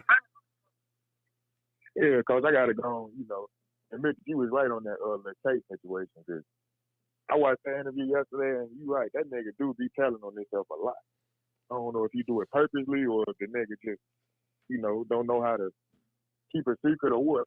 Cause like this nigga, he said in that interview, he was like, what the fuck did he say? He said, why would I go over there and fight for that money, try to put me through this tough fight, and I've been making money doing what I'm doing. And that kind of threw me off when he said that. Like, hold on. He said, I'm trying to go and get my money and hurry up and get out the game. It's me and Al last year. I'm like, he said that in the interview? Man, somebody send me that interview, man. I got to hear that. I haven't heard it. He said that. He said that. When he said that, I was like, oh, this nigga done robbed the bank. He done robbed the bank for real. No, that man ain't say that, man. You lied on that, man. That man ain't say that. He said that, man. Go check that interview out. No, man, I'm in the no, he ain't say that. He ain't say that, no. Yeah, he said I already made my promise to Al. We done after this year. No, man. No, man, that man ain't say that. Yeah, he said that, coach. And the nigga, he made all them excuses of why he not, why he didn't fight Devin Haney. He was like, cause I was disrespected, He tried to come at me and tell me this and that. Like, man, this shit just a bunch of bullshit, man. This nigga here, bro, it's ridiculous, coach. Like, and then you got the fanboys, they just gonna ride with anything a nigga say. But that's pretty much all, coach. All right, salute, fam. Yeah, I gotta. Hey, somebody send me that. I gotta hear that, man. No, I got to hear that. Man. That man ain't say that, man. Y'all scandalizing. No, that man ain't say that, man. Hold on. Somebody just sent it to me. Somebody just sent me the link. Oh, hold on. Wait. This interview 39 minutes. I gotta listen to it. It's 39 minutes. I gotta listen to that part. I gotta find it where it's at. Is it timestamp? It's not timestamp. I gotta listen to it. Carla, what's your name? Where you calling from? One more time, Coach. This is me, Rich, from Kansas City. Man, I seen that interview too. Man, that interview was nasty, man. The man basically said Turkey and him offered him $20 million, the most money he ever made, and he didn't take his ass over there because they cool with Devin Haney. Like, the interview was nasty, Coach, man. I'm shocked you ain't said nobody sent it to you last night, man. Somebody probably sent it to me. Basically, I'm checking my messages. Yeah, somebody sent it to me. Yeah, the man basically telling us, I don't give a damn about these big fights. I'm finna get mine and go. Like the last caller said, man, you got to check that interview out. Like, he's spitting in our face, man, and telling us is gold. Like, it ain't even cool the way that man do it. I mean, and then on the interview, he basically like, I done enough in the sport of boxing. Like, bro, you ain't fought nobody. That's why he was trying to basically say where he from. He like Floyd and Sugar Ray. But you ain't fought nobody to be on that. You got your popularity off the Floyd stamp, and then you not one for that. But you ain't deal with no Floyd, no Sugar Ray did, bro. Like, man, the interview was crazy, Coach. Man, it's nasty work, man. Like. Yeah, you have to, in order for you to be mentioned in that lane, you have to, and I say this time and time again, that's any fighter. You have to look and see what Sugar Ray did, who he fought, the level of competition he fought, and you have to imitate that what he did in order to be put in the vein of a Sugar Ray, any of the Sugars, or the Floyd Mayweathers, or whoever. If you're not doing that, then you can't say you're that, because there's a litmus test. There's a litmus test how we judge whether you are that guy or not. It's going to be based on your competition. This era doesn't require that. For certain fan bases, it doesn't require that. And this is what I say. People can say what they want to say about Canelo, and I do get what people say about Canelo, because he did duck Dave Benavidez. I say, but Canelo fought Floyd Mayweather. He fought Miguel Cotto. He fought Sugar Shane Mosley. He fought Danny Jacobs. He fought Sergey Kovalev. He fought Triple G 3 times. He fought doggone, who else he fought? He fought for Undisputed, and now he's going to fight for Undisputed again. Like, his legacy is his legacy. What'd you say? He fought Bivol. Like, yeah, he went up. Yeah, he fought Bivol. And Bivol fought. Yeah, he fought Bivol. So I'm like, okay, well, who doing what Canelo doing then? Do you get what I'm saying? So it's kind of like I get the criticism, but at the same time, we can't dismiss what he's already accomplished. And he got damn near 70 fights. So, but as it relates to Tank, what I admire about Tank, because I didn't hear the interview, but what I do admire about Tank, I admire the fact that at least he's honest. He's saying, look, I'm not asking for these big fights. I don't care nothing about these big fights. I'm doing what I'm doing over here. Y'all leave me alone. Don't worry about me. At least he's being honest. It ain't really Tank. It's the male groupies who coming out trying to say something totally different than what Tank is saying. But also, Coach, you remember that when he had the interview when he was fighting Frank Martin, and he had on the red, and the dude was like, "I'm gonna name some fighters off," and he was like, "Yeah, I got a 6-fighter list." Yeah, he did it twice. He did another interview too. Yeah, he did say that. He said, I forgot all about that. He did say that. You see what I mean? He got a list. Yeah, he got a list. He did say he had a list. Yeah. Come on, my nigga. And he named some in that fans of boxing, nigga. We want to Yeah, see he did. He did. I forgot all nigga. about that. I forgot all about that. He said he did say he had a list. I forgot all about that, bro. Oh, I forgot about the list. All we want to do, right? Just like 1 or 2 of them niggas, bro. That's all we asked. 1 or 2 of them retired niggas. You did that. You did that. But the man got a list. He ain't answered not one. I forgot. He said, man, what about the list, Coach? What about the list? All right, man. Hey, shout out to Rich, man. Hey, yeah, I forgot. He did. I forgot. He did say he had a list now. I forgot all about that, bro. I forgot about that. I forgot about the list. How I forgot about the list? I forgot about the list, dog. Damn, I forgot all about that list. Now, I got a list, see. The niggas I want right now. They say, who you got on the list? I see. Hold on, Carla, hold on. Who you got on the list? Hog head cheese? Check. Who else you got? Pork chop Willie? Check. Okay. Shorty Big Nuts? Check. Okay. Chico Stick? Check. Okay. Hobo Sam? Check. Okay. And Mojo Jojo. Listen, this the list I want. You get what I'm saying? Man, I forgot all about the list. Carla, what's the name? Where you calling from? Hey, what's up, Coach? It's Coach Eddie from the ATL. Man, Coach Eddie, talk to me. Yes, sir. Hey, this is a great subject. Everybody that's on that list right there that you got on your thumbnail, yes, sir. All those guys got one thing in common. They got something that the people want to see. You know, if you ain't got nothing that the people want to see, you don't necessarily even have to be the best fighter. You just got to have something that the people want to buy, people want to see. Like Arturo Gatti, you know, he wasn't the best fighter, but people supported him. They like to see him fight. But he always sold out the way he fought. AJ, he got a deal with DAZN. That's why we keep seeing him fight all the time. He got a $100 million deal with DAZN to fight 2 times a year. So be like, dang, AJ should be sitting on the can right now, but they keep popping him out there because he got to fulfill that contract. $100 million. I mean, that's some good money, man. Yeah. But Coach, you got to see that interview, man, because that interview really kind of revealed Tank is really like he's really not a confident guy, man. You know what I mean? It was very revealing. He was very candid. He was very vulnerable in that. You know, he talked about his insecurities and things like that. You know, he was just kind of being open. It's almost like he was getting ready to like a retirement video. Yeah. Something that a fighter does usually after their career is over, man. But I'm gonna tell you right now, Coach, the butter bitches are having a field day with their interview because now they saying that Tank ducked Devin Haney. He already know, and everybody trying to run cover. People trying to run cover for Tank, and people in the sport in that video, you know, to make Tank look a certain way like he doesn't smoke. But that's kind of what it sounds like. He said he felt like that he wasn't gonna be able to get no fair shake against Pillow Fist. I thought Devin Haney was Pillow Fist. I thought Devin Haney wasn't no threat. You know what I'm saying? So what you worried about it for? I'm gonna say this. I gotta hear it. But you're saying if Tank is saying that, so what is he saying? He's saying the reason why he turned the contract offer down for Turk Al-Sheikh because of what?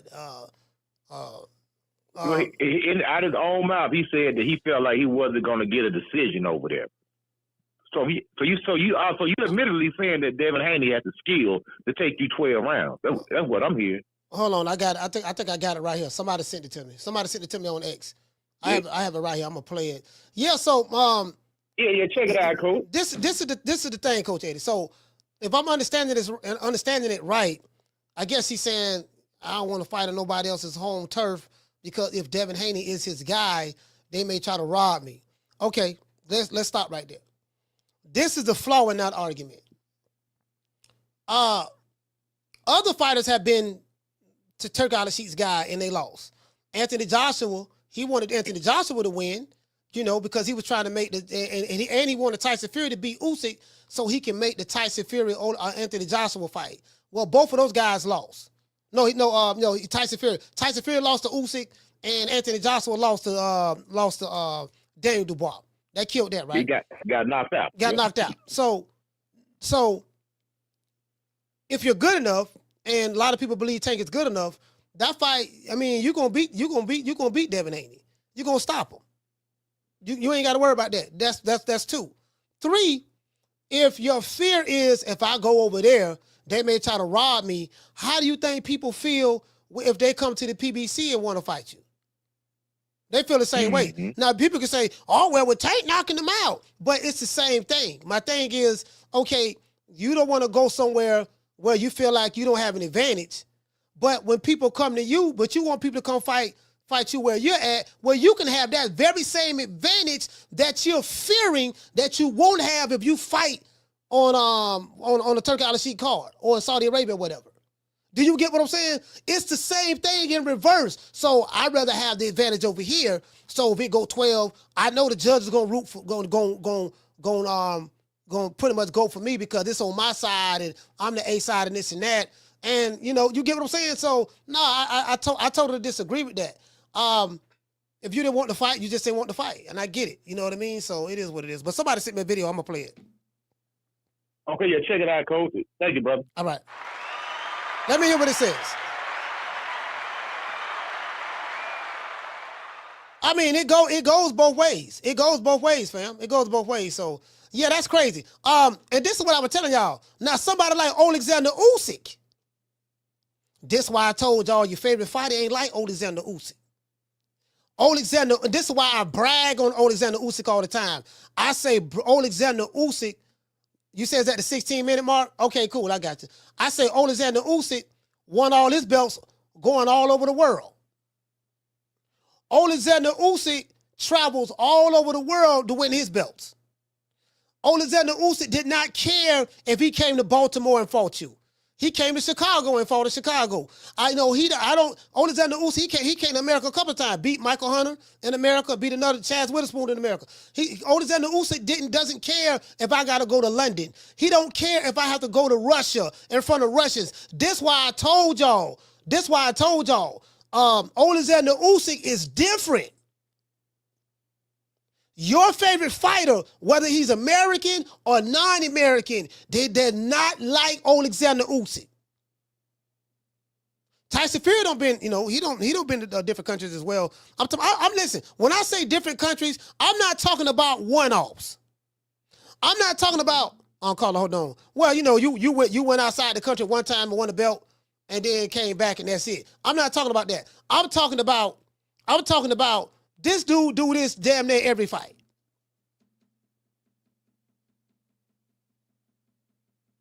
Saul Canelo Alvarez is fighting Terrence Crawford. Terrence Crawford is Turk Al-Sheikh's favorite fighter. He's on record saying that. But Canelo like, okay, I make the deal, I'll fight him. The money right, I'll fight him. Canelo fully believes, the face of boxing over here in America, Canelo fully believes, okay, I'm going to stop this dude anyways. We're not going to go 12 rounds. Or I'm going to beat him. Outright, however it go. Canelo could have easily said, nah, man, I don't want to go over there, man, because he said Terrence Crawford is his favorite fighter, and, and they may try to get me. It may be a setup. Canelo didn't say that. Just want to throw that out there. Carla, what's your name? Where you calling from? Corey from Texas. Corey, talk to me. You know, it's funny, when I first seen that yesterday, which you talked about a little earlier, I said that smells like some bullshit Teofimo Lopez would actually do. Weirdly enough, I thought that right away. We don't know who did it, but the first thing that came to my head when you said that Tio was in the audience, I said that sounds like some fuck shit he'll do. Just on some real shit, I was like, that sounds like something he'll do. And you know that manager coach that's always with Usyk, you know, he was with Barinchek yesterday, right? Yeah, Krasik, yeah. And Usyk always say his favorite fighter is Crawford, or he's the best pound for pound. And when they asked Barinchek yesterday who would win between Canelo and mother effing Crawford, he quickly said Crawford. And you know, Lomachenko always said Roy Jones Jr. was his inspiration. That was his favorite fighter going to, because that's more their boxing style.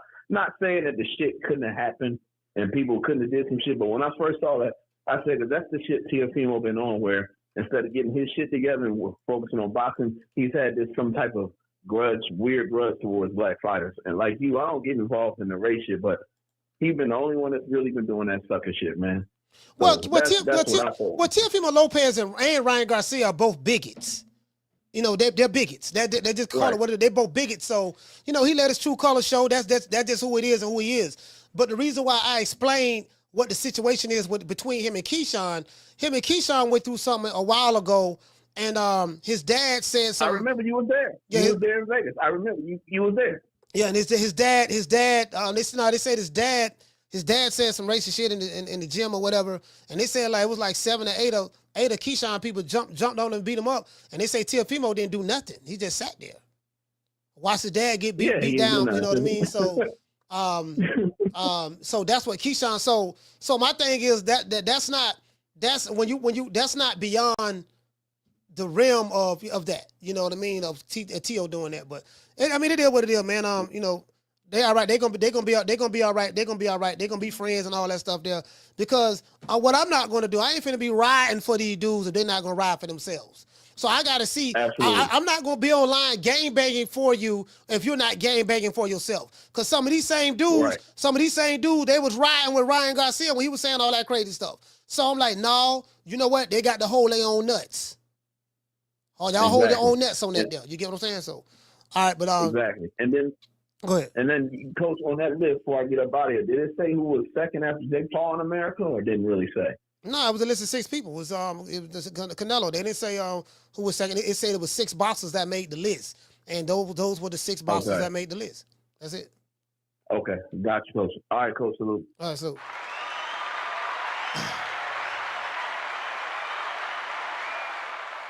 Yeah, you get what I'm saying. So I mean it is what it is. But hold on, somebody just sent me this video. Let me hear what he's talking about.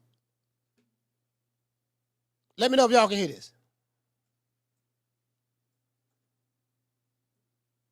Which they said I will fight Devin, and then when he was saying like Devin was his guy, so I'm like, if Devin your guy, y'all gotta pay me now, extra, like, cause I already know what I'm coming over there. You feel me? I gotta get the knockout. If not, y'all gonna give it to him. So that's what made me like, oh yeah, I see what's going on. So now, give me 2 or 4 or 3 Ferraris. If not, ain't no point in me going over there for. Wrong. The first time they ever came at me, which they said I will fight Devin, and then when he was saying like Devin was his guy. So I'm like, if Devin your guy, y'all gotta pay me now, extra, like, cause I already know what I'm coming over there. You feel me? I gotta get the knockout. If not, y'all gonna give it to him. So that's what made me like, oh yeah, I see what's going on. So now, give me 2 or 4 or 3 Ferraris. If not, ain't no point in me going over there for. All right, let me look at the other video. Okay, that's crazy. I'm glad Oleksandr Usyk. I'm glad Oleksandr Usyk don't think like that. Shit, if Oleksandr Usyk thought like that, guess what? He wouldn't have been the undisputed champion of the world at heavyweight. Think about that. That's why I brag about Oleksandr Usyk all the time. That's why I tell y'all he my favorite pound for pound fighter. He my #1 guy right now. Now, pound for pound is, it can be subjective. People who may be number 1 today may be number 2 or 3 tomorrow. But based on what I've seen recently, this guy is the guy. 2-division world champion, 2-division undisputed, and he beat a guy that's 6 inches taller than him, outweighed him by 60 pounds, had a 6.5 or 7-inch arm reach over him, all of that, and he beat him not once but twice. And he won all of his belts in another man's country. No home field advantage, none of that. Carla, hold on. He didn't care nothing about what side of the street you was on. He didn't care who your promoter was. He didn't care if the guy who put the money up, Terrence Crawford, your favorite fighter, I don't care nothing about that. He didn't care nothing about none of that. There's a difference. See, these American fighters, they, not all, but some, they ain't cut like that. But y'all brag about these dudes as though they are that. They are not that. Oleksandr Usyk is that. These other niggas just hype jobs. They not that. I'm telling you, they popular in the hood at the liquor store and all that stuff there, and they got nice cars and jewelry and stuff like that. But that's about it. They not Usyk. Just want to throw that out there. Carlos, what's your name? You call it from? What's up, my brother? How you doing, Coach? Me, Mark from Jersey. Mark from Jersey, talk to me. Coach, if Oleksandr Usyk ever thought like that, he would have never won a single world title. This man never had home field advantage. He went all around Eastern Europe collecting belts, came over here, kicked ass, became undisputed in cruiserweight and in heavyweight. So if he would have thought that way, the way Tank thinks, he would have never become who he is today. And to mention Tank's name in the same breath as a Sugar Ray Leonard or Floyd Mayweather, that's apples and oranges. Floyd Mayweather, you take Floyd Mayweather junior lightweight career and compare it to Tank lightweight career, it's like the sky and the day and the night, basically, Coach. So, the reason why certain guys don't want to go over there because they don't want to get exposed. You understand what I'm saying? Over there, you're gonna get paid, but you're gonna have to fight the guys. And this guy's paying you to fight. He's talking about 3 Ferraris. Like, he probably can get the 3 Ferraris, and he still won't go over there and fight because over there he doesn't have the advantage. Yeah, I mean. Anyway. Yeah, Coach. No. I get your point. Well, shout out to Martin, man. Jersey, stand up, man. Salute, fam. Thank you for calling. I get your point. Yeah. Hold on. Let me pull this. Because someone said start at the 16-minute mark. I'm gonna start at the 16-minute mark.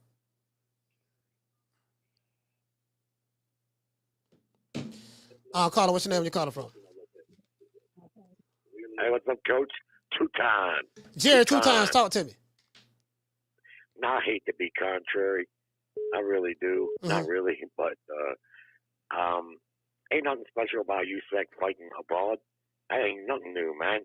Gennady Golovkin fought his whole career in the United States, as did Kovalev and plenty of others. The reason they don't fight where they come from is because there's no money there.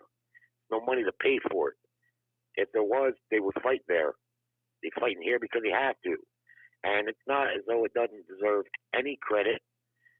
It does, but why, how you going to over-credit them? They're fighters. Once they get in that ring and get warmed up, it don't matter if that ring is in Nova Scotia or Las Vegas. They competing. So I've never ever been, because I done seen way too many times, Manny Pacquiao is from the Philippines. I don't think he's ever fought in the Philippines. Yeah, he's fought in the Philippines. Canelo Alvarez is from Mexico. He's fought in the Philippines. And he's had a couple fights. He's had a couple fights in Mexico, but most of his career, all the big fights in the United States. It's not that big of a deal. It's not something to get up and be like, this is unbelievable. This guy fought abroad. That's what they do. When they can't make the money at home, they fight abroad, and that's what they do. No, I mean, I kind of disagree with that. I think they do make money abroad, but these guys are world travelers. Triple G has fought all over the world. Canelo has had most of his fights. Well, I think his first 15 or 20-some fights was in Mexico. Oleksandr Usyk had a lot of fights in the Ukraine as well, but he go where the belt's at. So if you got a belt in Russia, he's going to come to Russia. If you have a belt in London, he's going to go to London. Now, he's making a choice to fight him. He can easily say, no, I want a belt. I'm going to stay in my country and just fight over here. Like Vladimir Klitschko fought mostly out of Germany, if I'm not mistaken. But what I'm saying is he made a choice to go different places to win these belts. So I have to give him. He made a choice to do that because of the money. Not if he could have got the money and fought at home, he would have. Okay, but all of the fighters fight for money, Jerry. Whether you fighting in America or not in America, it's prize fighting. Of course they do. Of course they do. But there's no reason to ignore this trend when you see these fighters from these Eastern European countries fighting abroad. They doing it because they don't have much of a choice. If they want to make money, they got to do it. Where they come from, if they could make that money there, they would. Just like Kambosos has fought mostly in Australia. Yeah. But Golovkin, now early on, sure, they're not making any money anyway early on. So Canelo's fighting his first 16 fights in Mexico, that's to be expected. But when it comes down to the money, the prestige, and the titles, if they can't get it at home, they're going to fight abroad. And it's not that it doesn't deserve some credit, but to me, it's far overblown. Yeah, so what about a fighter? What about a fighter who fights only in America and won't fight nowhere else? Even though he can make more, money, just even having one fight or two fights over there. What you say about that? Well, who would that be? Who's turning down more money to fight in their home country? No, I'm just asking. I'm just saying, there are big fights. Okay, like with the Riyadh season card with Turk Al-Sheikh, a lot of these, you got Riyadh season fights over here in America. You have Riyadh season fights in the UK, and you have Riyadh season fights in Saudi Arabia. What I'm saying is, you have someone like a Saul Canelo Alvarez. He signed a 4-fight deal with Turk Al-Sheikh, and he's going to have his first fight in Saudi Arabia. He doesn't have to do that. Canelo Alvarez make more money than any fighter in North America. There's not a fighter in North America bigger star than Canelo or make more money than Canelo. But he doesn't have to do that, but he's doing that. So, but that only underlines my point. He's going where the money is. Yeah. Whether it's in America, Mexico, or Saudi Arabia. Yeah. And that's what these fighters do. They go where they can maximize their earnings. And a lot of countries, especially the Eastern European countries, they got some kick-ass fighters, but the market is just not there. That's why they don't fight there. You would think Usyk, as celebrated as he is, he ought to be able to host a huge fight in his home country, but he hasn't, and he's not going to. Now, they're at war, so that adds another level of complication, but still, Kovalev, he fought in the States. Golovkin, they fought their big fights in the States. And so, and you know what? Like I say, credit to them because that means something, but I just don't see it as any big deal. I just don't think any fighter should be over-credited with it. Look at Anthony Joshua. He fought most of his fights in the UK.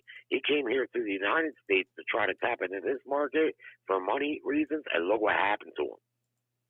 You know what I'm saying? But anyway, all right, Coach. All right, salute. Yeah, I disagree with Jared. I disagree with that wholeheartedly.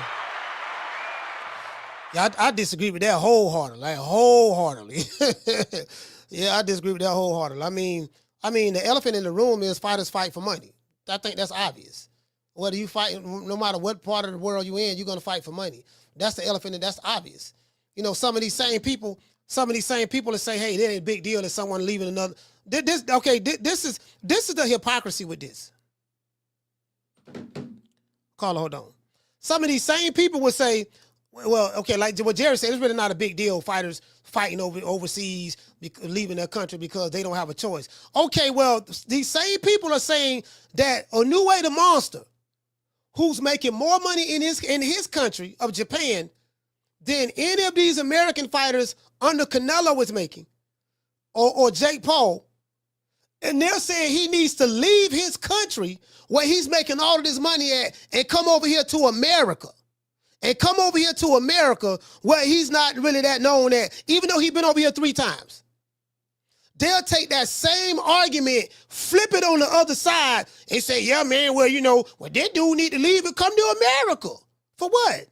If I go by that logic, the money is in Japan for what Inoue is doing. Obviously, he's on the list. He's number 6 as the highest paid fighter in 2024. But those same people who will say it's not a big deal that you leave your country and go fight around the world, I'll be the same one to say, well, Inoue needs to leave his country and come over here to America. When none of the guys over here in America that's in his weight class is bigger than him. That's why Cool Boy Steph left here and went over there. So, I totally disagree. Carter, what's your name? Where you called it from? Hey, it's Curtis 2 times. 2 times, talk to me. Hey, pretty soon Tank gonna stop interviewing with these rappers because they the ones ambushing him with these questions. Because I guarantee you, had he known dude was gonna ask him about that, he wouldn't have did that interview.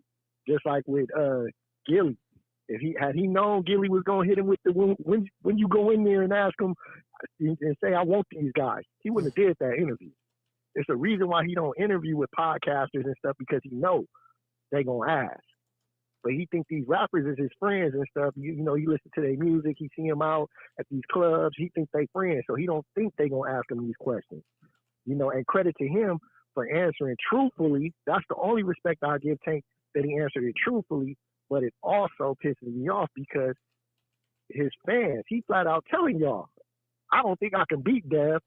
I got to knock this motherfucker out to beat him. You know what I mean? Because your whole reason for not fighting him was because he cool with the Turk. Everybody the Turk fuck with lost. They all lost. Bivol lost on the scorecards. Fury lost on the scorecards. You know what I'm saying? So that shit don't matter. Like, ain't nobody over there getting favored. You just didn't want to go over there and fuck with them because they're going to force you to fight Dev. They're going to force you to fight a T.O. But you'll stay here and fight Lamont Roach for a $3 million guarantee instead of taking a $20 million guarantee to fight Dev. That's your highest guaranteed purse. That's crazy. But y'all don't give a fuck. He flat out telling y'all what it is. That's the part that trips me out. And Jerry, your excuse is blown up right there because you said they go where the money go. Tank ain't going. Tank ain't going. The money over here, he ain't going. So that shit is blown up. It's fighters that don't chase the money. And Tank is one of them. And then think the thing too, boxing is a global sport. It's, bro, like when people make this American argument, the American argument is a flawed argument because people are arguing, taking the American argument as though this is the 80s and 90s. Boxing ain't popping no more like it was back in the day in America. Those days are over with. How do I know? You can tell. Doggone Top Rank getting dropped by ESPN. They announced that they're not renewing Top Rank's contract. More than likely, Top Rank will be on the zone. So you're gonna have Golden Boy, the Golden Boy, and Top Rank on a foreign app, the zone, or overseas app. Matchroom and Queensberry are already there. Did you get what I'm saying? And Golden Boy is already there. And you get what I'm saying? So Top Rank is more than like where they gonna go at? I'm pretty sure that you get what I'm saying. So they're gonna want to go somewhere that's going to give them a budget so they can put on their fights. More than likely, that's where they're going to go at. So, and that's another thing. Go ahead. No, what I was going to say to end my call is that's another thing about the Turk. These promoters, they depend on the broadcasters to shell out the money for these fights. Fucking with the Turk, you ain't got to worry about that. He ain't asking nobody for money for these fights. He's just asking the fighters what you need, and he paying for the shit. Yeah. And the fights are getting made. You know what I'm saying? Like, and when was the last time as an American fan that we looked at an event like AJ versus Dubois and was like, damn, this is an event. Like, that shit was huge. Like, them people was going crazy, over 100-something people in a stadium. Like, we ain't got no shit like that over here. No. Nothing. I don't even know if it's a fight that can fill up something like that. Like, who could fight that could do that out here? No, we don't. I mean, nobody. I mean, the closest thing we can get is Canelo. Canelo did 73,000. Canelo and Jake Paul. I don't know if they can do 100, But Canelo and Jake Paul would be big if they ever make that fight. That'd be big. Yeah, that might do 100. But you know what I'm saying? The thing about it is, y'all don't consider Jake Paul a boxer, so would that really count when we're talking about boxing? Well, you know what? What's going to happen? What's going to happen? People do say it don't count because Jake Paul not a real fighter. But some Canelo fans will switch it up if that fight is ever made. They'll switch it. They'll change their position in a heartbeat to protect their I don't want to say ego. Yeah, to protect their ego. Not ego, but to protect to protect themselves from being wrong. Because what I notice online is people flip positions. 1 minute they saying this, but then when they fight to do something total opposite of what they said, then they'll be for that. So 1 minute they're for something, and the next minute they're not for something. It just depends on which side of the coin they feel like arguing that day. You know what I mean? So, it is what it is. Yeah, it is what it is, man. That's my call, man. All right, salute, fam. Let me play this. Let me play this. Let me play this. I haven't heard this interview. Is that Lil Yachty? Is that rapper Lil Yachty? Lil Yachty interviewing him? Carter, what's your name? You calling from? Coach Round's calling from Louisiana. What's up, Coach? You say Coach Ron? Coach Rounds. With an S, like a circle, all-U-N-D-S. Oh, okay. Salute, fam. Talk to me. What's happening, man? I just called to piggyback the last caller. He was talking about, these fighters that, they can't make that money in their country, so they have to travel. I just want to ask everybody, so what does that make Jerron Boots Ennis, who would have guaranteed, I'm more than sure he would have made way more money fighting Virgil Ortiz February 22nd than fighting Stanionis whenever he fights Stanionis in April or whatever. So what does that make Jerron Boots Ennis? Yeah, he turned that fight down. Said he wanted to stay at wanted to become a So you know what? That's crazy. Like, if you're saying these fighters are prize fighters and they fight for the highest bidder and stuff like that. Okay, that's the instance that you brought up. Where Jerron Ennis was offered the most money he's ever made to fight Virgil Ortiz, and he turned that down. From what people are telling me, I got to look at the interview. Tank Davis admitted that. Well, from what I heard, the little clip, he admitted that he did get an offer to fight Devin Haney, but he chose not to because they came at him wrong, and he need 3-4 Ferraris this time. And then Devin Haney is the Sheik's guy, and I don't want to go over there. He's making a choice because they may rob me. Well, I think if you fight Devin Haney, you'll stop him. That's what I think. That's right. But apparently, Tank don't feel the way Jared feel. It's not a big deal. It's a big deal to Tank. It's a big deal to Tank not to go. So this is why I take my hat off to Usyk.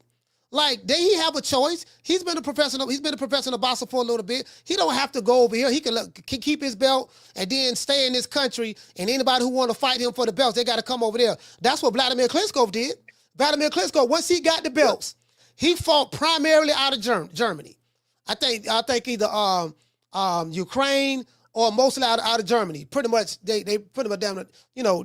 Germany has a big Ukrainian population. They support him. That's what he did. He made everybody come over there to fight him. So has a choice. He has a choice.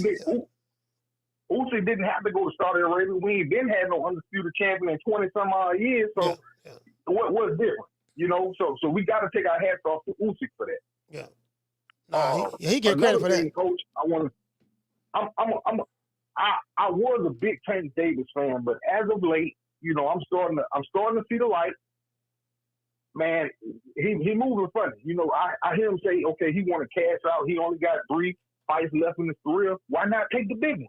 Why not? If you're ready to cash out and make this money, give me the biggest fight. Give me the most money. Give me the biggest purse available. You're wearing all these purses on your shoulders. Get the real purse.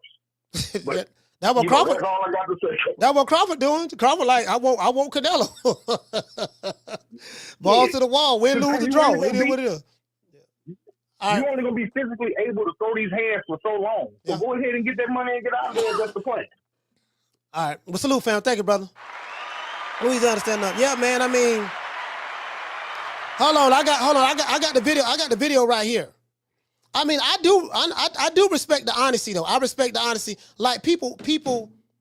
I don't go by what certain boxing fans say. I go by what the fighter says. Now the fighter do say things contradictory. That is true. Fighter do contradict themselves, but this what I go by. Me, the fans, we feeling like you not getting the best fights you supposed to. But we know Tank can fight anybody.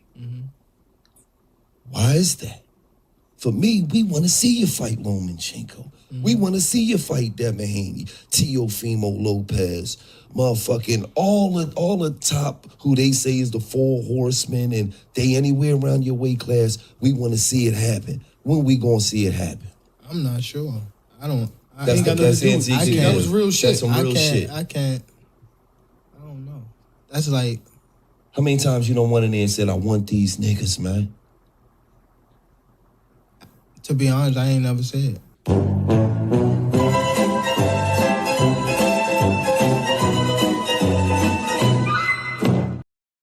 Now, some people don't like that. I didn't like it, but I respect that he was honest. If what I heard in this clip, that what Tank said that, he got offered to fight, this and that, and, he didn't like the fact that, the Turk was Devin Haney's boy, and he probably felt that, they trying to set me up and this and that. I at least he was honest. I respect that. I think it's some bullshit. You know what I mean? But I respect it. So anyway, let's hear this. Hold on, I got a call calling in. I don't even have the number up because I don't want nobody calling right now. Because I want to play this clip so I can hear it. Caller, what's your name? You calling from? Hey, Slim, what's good with you? What's going on, fam? Ron Boy Fresh, talk to me. You already know, man. I was ahead of the game. Oh shit! I was ahead of the game 7 years ago when it was unpopular to say what Reggie was. I've been telling y'all since 2018 the boy was a protected fighter. It was probably me and one other motherfucker. While everybody was shaking them pom-pom, I told you. When anytime a promoter Leonard told me they had zero intentions on making Reggie a world-class boxer. He's only here to be an attraction. That's it. No risky fights, no nothing. And after he fight Roach, he's going to dehydrate motherfucking little Pitbull, little Chihuahua back down to 135. Yeah, Pitbull gonna be his next fight. Pitbull definitely gonna be his next fight. Once he beat Roach, he gonna. You think Reggie go? Yeah, they already setting it up, and they bringing a little Chihuahua down. Now I'm gonna put more respect on Pitbull because he had fight of the year. Yeah. Pitbull, they bringing Pitbull back down to 135. I'm positive. That's the other sad. Yeah. And that's the sad truth. That's the sad truth. They gonna bring him back down there. He done had a whole, for 3 fights. No, how many fights he fight? He 142, right? I think 3. I think 3. Is it 3? All right. Yeah. So he done fought over a year. He beat Rolly Romero. He beat Rolly Romero. He fought El Rayo. And then he just fought this last fight. El Rayo and Angel. Yeah, 3. Yep. Yeah. El Rayo and Angel. Yep. I keep forgetting about. So they go your 3 fights. And then they going to try to bring Pitbull down to 135. That's their next move.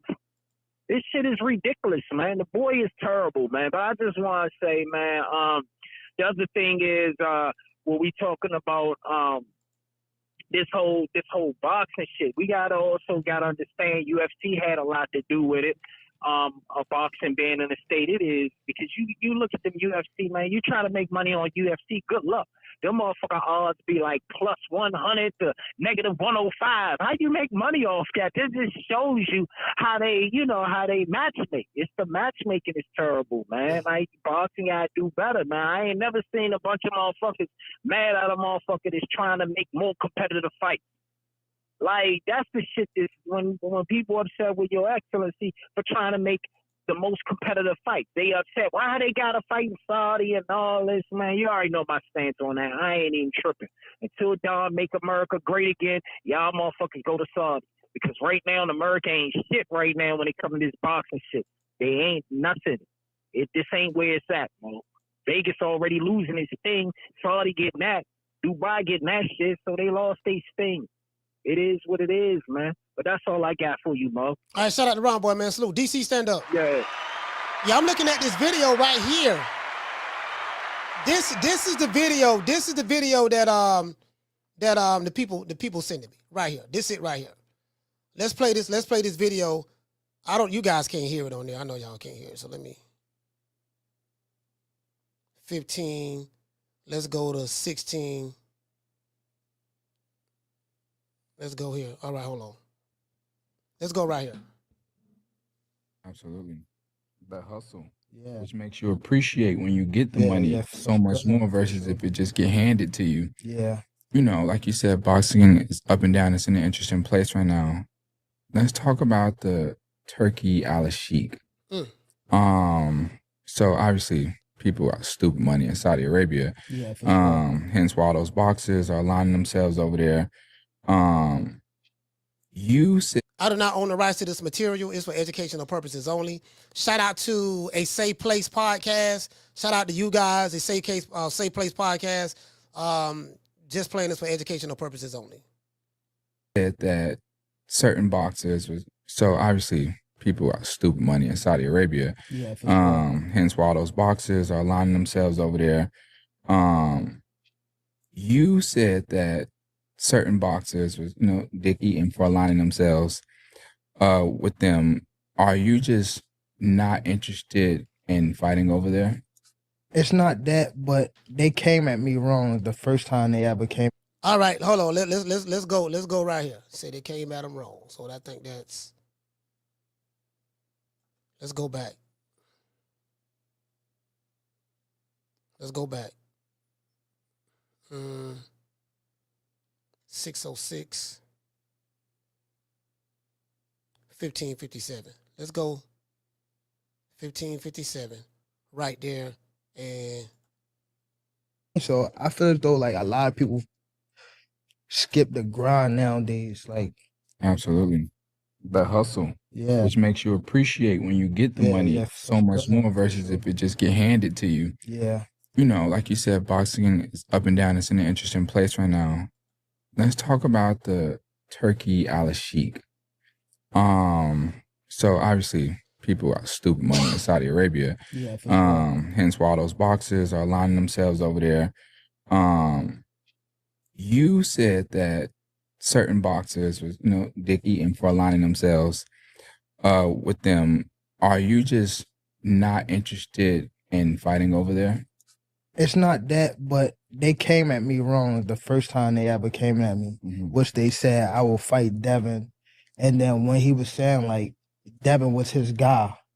So I'm like, if Devin your guy, y'all gotta pay me now. Right. Extra. Like, cause I already know what I'm coming over there. You feel me? I gotta get the knockout. If not, y'all gonna give it to him. So that's what made me like, oh yeah, I see what's going on.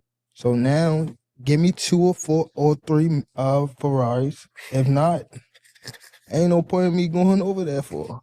Y'all got the money to do it.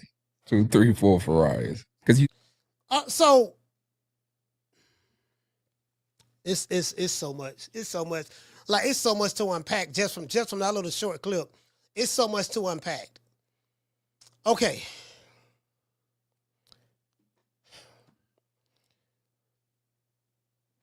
Tank is under the impression that in order for him to get the fight with Devin Haney, the fight is going to have to be in Saudi Arabia. That's not true. Saul Canelo Alvarez and Terrence Bud Crawford are fighting in Las Vegas. No, in Las Vegas at the Valiant Alliance Stadium where the Raiders play at. So to automatically say, yeah, man, if I go over there, Devin his man, if I go over there, I already know what time it is if I don't get the knockout. No, listen, that fight don't have to happen over there. You didn't even talk to the guy to even negotiate with him. So how can you jump to the conclusion and say, yo, man, he's trying to get me over there? You won't even talk to the dude. You said in order for him to talk to me, because they came at me wrong, I need 3, 4 Ferraris. Are you getting 3, 4 Ferraris to fight Roach? So I just destroyed that right there. Saul Canelo Alvarez and Terrence Crawford is fighting it right here in America. That fight. I don't know where his other fight's gonna be at. That's crazy. So I'm going to turn down probably the most money that I've been paid for one fight so far. I'm talking about guarantee. We ain't talking about no back end. Guarantee money. I'm going to turn that down because I don't like the way he came at me. And he said Devin Haney, his guy. Turk Al-Sheikh said Anthony Johnson was his guy. Anthony Johnson got his ass whooped. Turk Al-Sheikh liked Tyson Fury over Usyk. Tyson Fury got his ass whooped. Turk Al-Sheikh can't control what happened in that ring. Now, you could probably say the judges, but okay, it's a lot of people that was favorite on the Riyadh season card and lost.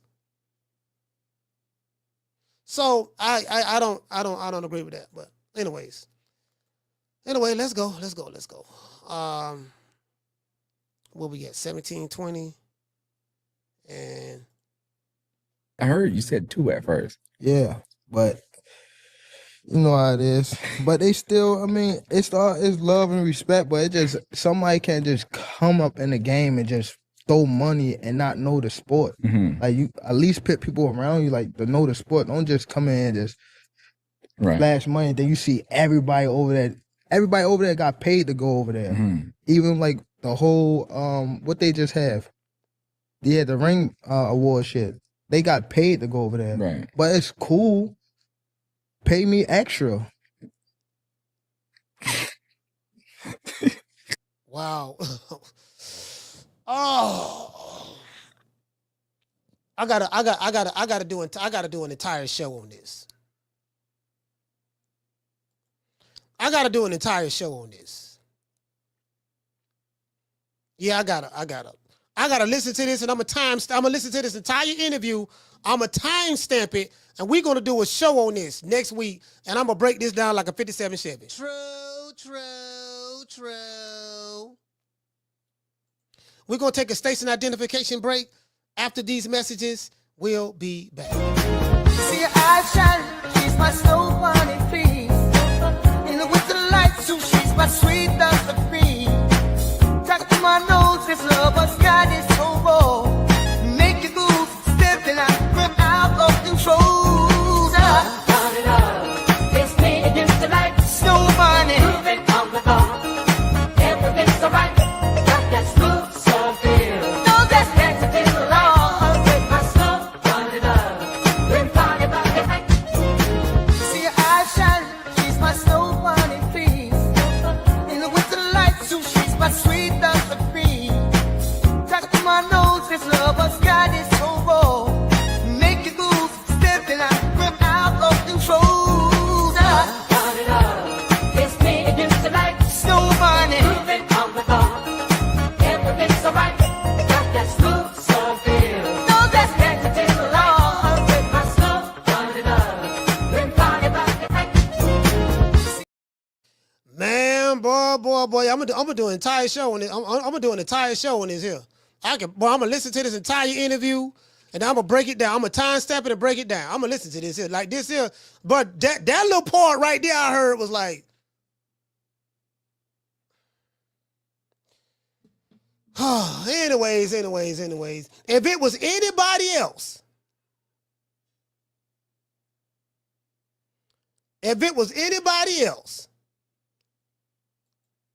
that said this, I already know what would be said.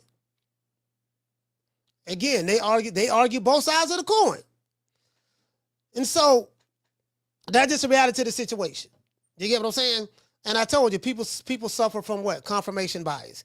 Confirmation bias is only accepting information that confirms what you already want to believe.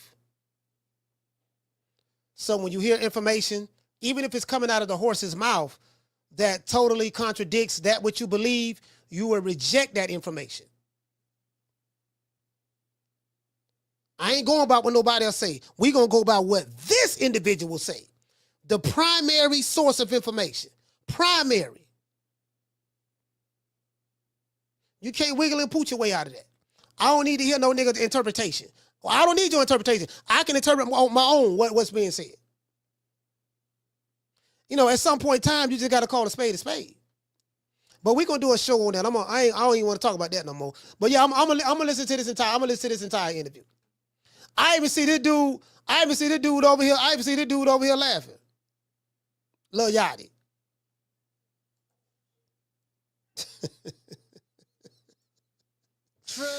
True.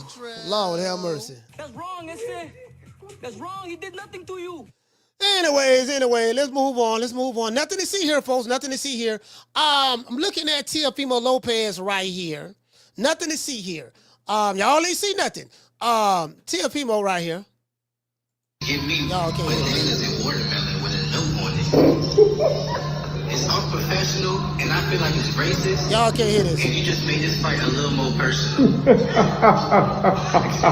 Take it a step further, Keyshawn, just so the fact that this guy came to America to give me bananas and watermelon with a note on it. It's unprofessional, and I feel like it's racist. I think Teofimo did this fight a little more personal. Y'all can't hear it. Take it a step further. Y'all can't hear it. Oh, y'all can hear it? The fact that this guy came to America to give me bananas and watermelon with a note on it. It's unprofessional, and I feel like it's racist. And you just made this fight a little more personal. Take it a step further, Keyshawn, just so. You know what, man? I can't even front, dog. Like, I know the backstory behind Teofimo Lopez and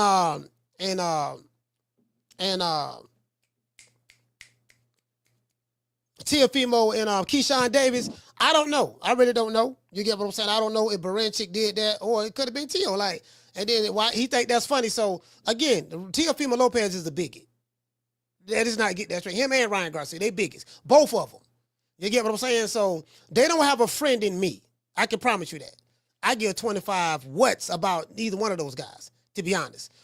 But however, I do understand what's going on with Dennis Baranchyk in his country, the element that's there in their country, and I even got videos. I even got videos of I ain't worried about that. Videos and of the different signs that they wear on their trunks and in their room. See, when y'all go again, I like Oleksandr Usyk, as a fighter, I do. But there's a lot of stuff that goes on in their country that y'all probably don't even know about. Y'all don't know, like, some of these patches and stuff that they be wearing on their clothes. Some of y'all don't even know what those symbols mean and what they represent. Do you get what I'm saying? So that's a whole nother story. I haven't even spoke about that yet. But that's a whole nother story. But I don't know if he did that. I don't know if Teofimo could have did it. Or if that was done at all. I don't know. I don't know. I'm only going by what Keyshawn's saying. He's saying he think it came from them. Because he called them the businesswoman and this and that. I don't know, man. I don't know. I don't know who did. I don't know. I don't have any receipts.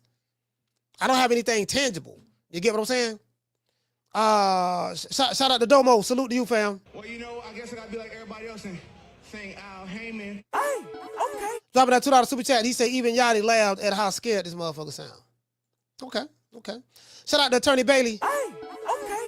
For dropping that quarter of a bam dub on your boy. Super chat received. Playtime's over, boy. What it say, fam? Hold on.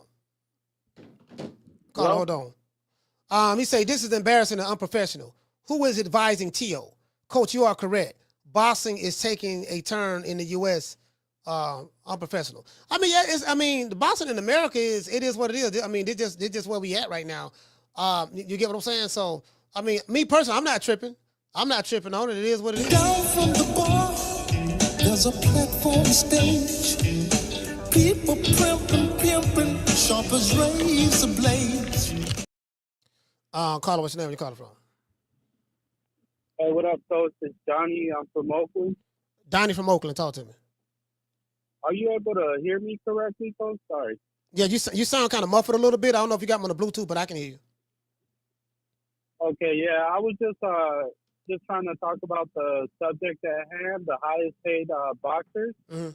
And it's funny, you know, that it always leads to talk about Tank because honestly, Tank could be one of the highest paid boxers even as a lightweight today. You know, typically the highest paid boxers, even though lightweight is one of the glamour divisions, you usually get the highest paid from like, you know, either heavyweights, welterweights, or middleweights. But yeah, I think Tank is dropping the ball, but honestly, I think it's all a plan from like PBC. I think they have this. I think they have this thought that they could always bounce back because of, I'm guessing, like patriotism or something. But it's this entitlement issue that most Americans have. Even a lot of the American sportsmen, you know. I see a lot of hate for like the European sportsmen sometimes. Like you even see it in the NBA. But I think you know Tank is just dropping the ball. Honestly, what an unsavory way to start talks with a guy who's dropping the bag on everybody. You know, how are you demanding two Ferraris before you even want to negotiate? And as far as like, you know, it speaks volumes that a bantamweight is on the highest paid list and you're not, you know. You can't name me any other bantamweight or super featherweight or featherweight at all that is making the money that Inoue is making. And there is none. It always reverts back to what I'm saying is like this entitlement that Americans have because you can't tell me that I get it. A lot of Americans want to see Inoue fight in the U.S., which he already has. You know, maybe 3 times. They don't pay. He's fought 3 times. They don't pay attention to it. Exactly.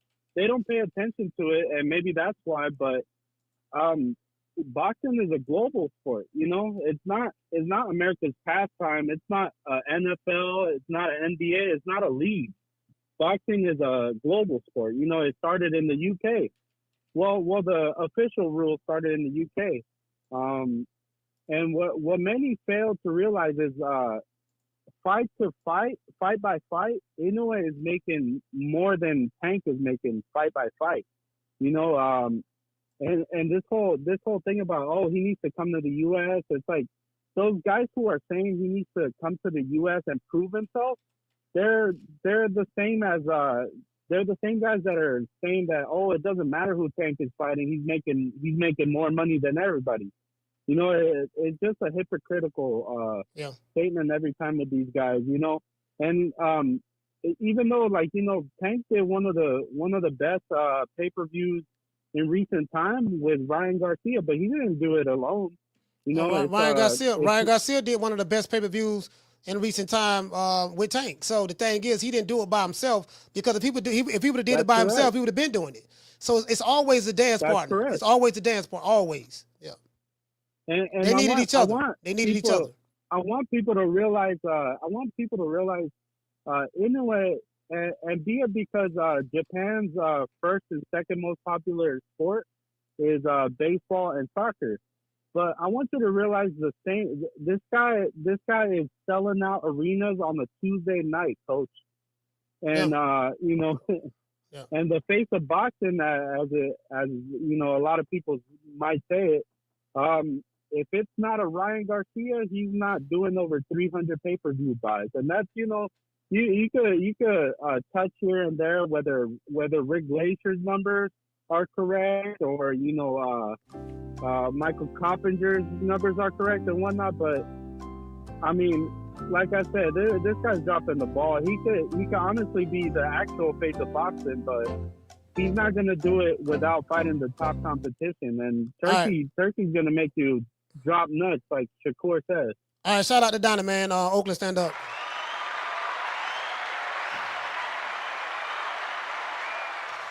I mean, I think what I like to point out the double standards and the hypocrisies. That's all I point out. The double standards. You know, it's cool when they do it. It's a problem when I do it. You get what I'm saying? When you point these things out, it's like these people they argue both sides of the coin. And this is what I point. This is what I talk about. That you got to point the hypocrite out for his hypocrisy when it comes to certain fighters. One fighter don't need to, hold on. One fighter, he'll draw in his own backyard. He don't need to go nowhere to sell. Okay, well, Oleksandr Usyk is a draw in his own backyard, and he's making more money outside of Canelo, and he's making more money than most of your American fighters who's supposed to be cash cows in his country. So one guy is selling in his country, according to what they're saying, and he don't need to go nowhere. He doing numbers. Okay, but Inoue the Monster is selling in this country, selling out stadiums, football stadiums over there, Tokyo Dome and all that stuff there. He's selling that out. One of the highest paid fighters in boxing in 2024. But he need to leave where he's big at and a draw at and come over here to America. But you don't say that. But when it come to your fighter, who you say who big over here, oh, he ain't got to leave his country and go nowhere else. Okay, why Inoue got to leave and come over here? Oh, that different. That different. Never mind the fact that he been over here 3 times. But because you don't watch the lighter-weight divisions, you didn't know that he been over here 3 times. So you going to tell somebody they need to come to a country that he done been to 3 times and to prove that he the man when he ought to prove that over there in this country. Why is it that a guy's supposed to be a draw in his country don't need to go nowhere else because he'll a draw, but you telling the guy who the man in his country and one of the highest paid in the world, but he need to leave and come over here. Y'all don't see the hypocrisy in that? My fighter ain't got to do it, but he got to do it. When he already did it 3 times. And he's going to do it a 4th time later on this year. You can't make this shit up. Caller, what's your name? You calling from? Troy Graham, Baltimore. I know you can't make it up. You can't make it up at all, man. I've been listening, and the truth is, over here, they focused on the money and yada, yada, yada, and all the back and forth talk that the fighters are doing. I just watched the fight over in England with Derek Chisora and Waling, which would have been a nothing fight over here, but it sold over there, and it was a pretty decent fight, right? And now they got a card coming up, Night of the Heavyweights over there in England. That's going to be a good fight with White and Joyce as the headliners. They just putting on fights that the fans pretty much want to see, while over here you have fighters saying, give me 2 Ferraris, I won't fight for this and that much money, and then a year goes past and nobody's fighting. And then when the fans grow bored and upset with the sport, they say the sport is dying. No, they're just tired of the bullshit. The sport's not going to go anywhere. It's not. What are your thoughts, man? No, I mean, the sport of boxing ain't going nowhere. It's bigger than one individual. So it's just a lot of minutia going on out there. A lot of flam and stuff like that. I mean, I point out the double standards and the hypocrisies, and it doesn't make any sense, and no one can really refute it. It's based on emotionalism. These guys are emotionally immature. They living their lives vicariously through their favorite fighter. They even willing to make up lies on social media about it. Then when the white folks, the professional pocket watchers, put out information to show that your fighter is not what you say he is from a financial standpoint, then they get up here and they get in their feelings and they want to lie. And then they want to say this and say that and yada, yada, yada, yada. Then they like to do a lot of projecting. So that's just what's going on. It is what it is.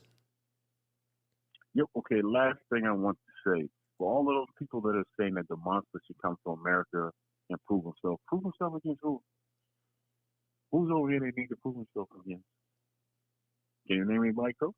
I mean, these are the same people who don't even watch the division that Inoue fights in. Mm-hmm. He need to prove himself to you when you don't even watch his fights. No matter of fact, you only know about one fighter. The one from Baltimore. And the other one from Henderson, Nevada. And the other one from Victorville, California. You know about 3-4 fighters who you want to talk about and have circular arguments about all the time. You don't even know nothing about the lower weight divisions. Don't even watch them. So these guys are just disingenuous. They just want to complain all the time. They are professional complainers. That's all. But shout out to Troy, man. Baltimore, stand up. Be at peace, my good brother. Be at peace. Niggas just always find something to complain about. That's all it is. Like, make it make sense. My fighter is the Faith of Boxing, and he the cash cow in his country. He ain't got to go nowhere. Okay? He put butts in seats, and he'll draw. Caller, hold on. Okay. Inoue the monster. It's the cash cow, one of them, in the sport of boxing. More than your guy who you're arguing for. He's selling out bigger seats, bigger venues than your guy. He's a mega star. Billboards, all on buildings and stuff like that in Japan. And you're saying he has to leave his country to come to a country who don't even watch his weight division. But yet your guy, who you said is just as big as him, if not bigger, they ain't got to go nowhere. You can't make this up. Carla, what's your name? You called from? Hey, what's up, Coach? This is Coach Eddie 2 times. Coach Eddie 2 times, talk to me. Yeah, so hey, everything you just said, one of the reasons, Tank made complaints about his promotional company. Now, I don't know what it is about the PBC, but they got a track record of making guys go against their own best interests. They use, Floyd Mayweather as a flagship to attract fighters. But then, think about this. Deontay Wilder went against his own best interest because he said the same thing Tank said. He didn't like how the zone came at him with a $120 million offer, so he turned it down, but he didn't like the way they came. Sound like duck language to me, Coach. Man, I don't like how you came with me, so I'm going to turn down. It could have been Tank, could have been easily getting a 4-fight deal with Turkey Al-Sheikh for X amount of dollars. Because, he's a draw. But just because you don't like how the man came at you, or so to speak, now you're going to turn that down. Came, you know what? He came at it wrong. He came at it with a lot of money. I don't like the way I don't like the way he came at me. How did he come at you? Man, he came at me with a lot of money. You just can't be walking around throwing money around. You need to know more about the sport. This man know more about the business of boxing than you will ever know. You just a fighter. Yeah, he came at me wrong. He hit me in the face with a bag of money. Who do he think he is? You just can't be going around just throwing lots of money around. You got to have the right people around you. I'm like, bro, it's so much I can unpack just from listening to that small clip. I got to do an entire show on it. I got to do an entire show on it. Like I say, Florida Al done finesse them boys. You know what I'm saying? Al got them guys brainwashed. Got them guys taking these low guarantees to get it on the back end, man. Meanwhile, everybody else getting guaranteed money in the pocket. I ain't got to sell one goddamn ticket and getting a nice grip. But Al talking about loyalty and all this stuff. You see how, ask Deontay Wilder how that loyalty panned out for him. Now, granted, he still made, a nice bit of money, but he turned down a 6-figure bag. $120 million for a 3-fight deal. Trying to be loyal to Al. Then what Al wound up doing, kicking him to the curb after that. David Benavidez, $2 million. He could have went over to the Riyadh season. Well, I'm glad he going over to the Riyadh season. At least he gonna hear what Turkey's talking about. But maybe he might be able to strike up a deal with, with Turkey. But I don't understand this loyalty to Al Heyman when Al Heyman is gonna look out for Al Heyman's best interest. He ain't really worried about these fighters like that. You know what I'm saying? I don't understand it, Coach. But that's my call, Coach. Salute, fam. Yeah, bro, it's the dumbest stuff in the world. I'm sitting back looking like, okay, all right, okay. Again, like I think Al Heyman get blamed. Al Heyman get blamed for a lot of stuff. And see, Al don't talk. That's why I said we can't be blaming Al Heyman all the time. Like Al Heyman, I think some fighters use Al Heyman as a scapegoat. Well, I guess I gotta be like everybody else and saying Al Heyman. I think some of these guys just use Al Heyman as a scapegoat because we can't interview Al Heyman. You can't tell me, yeah, man, boxing is always about money. And these fighters are going to take the most money, they're going to take the most money and they're going to do what's best for their pockets. Okay, Turkey Al-Sheikh is what's best for your pockets. Well, no, he came at me wrong. What happened? Man, that man hit me in the head with so much money, dog. Guaranteed money. He ain't give me the full Ferrari, but he was like, look, this fight I want. And I'm like, man, I got a concussion. You get what I'm saying? You can't make this up. We just sat right here and ripped Brian Norman Jr.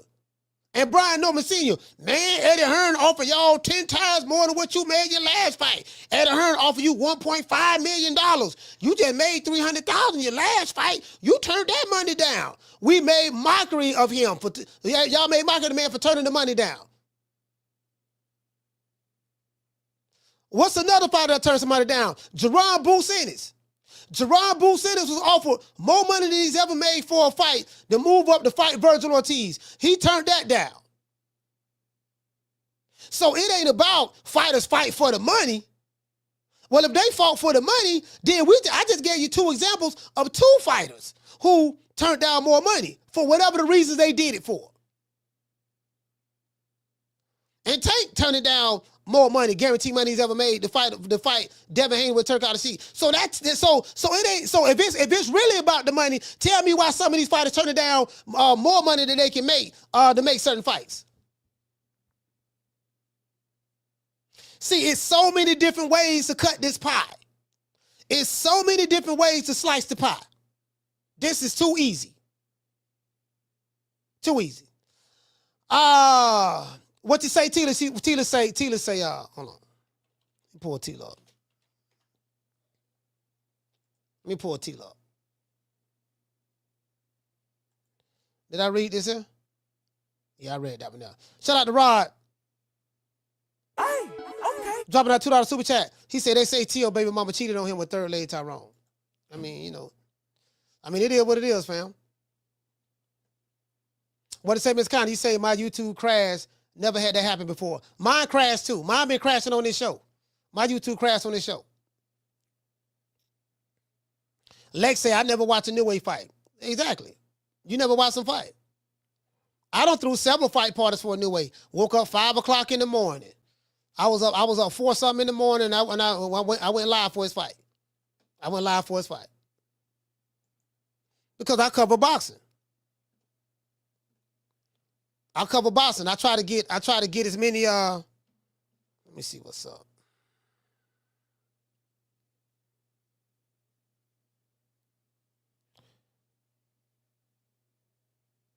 All right. Hold on, let me see.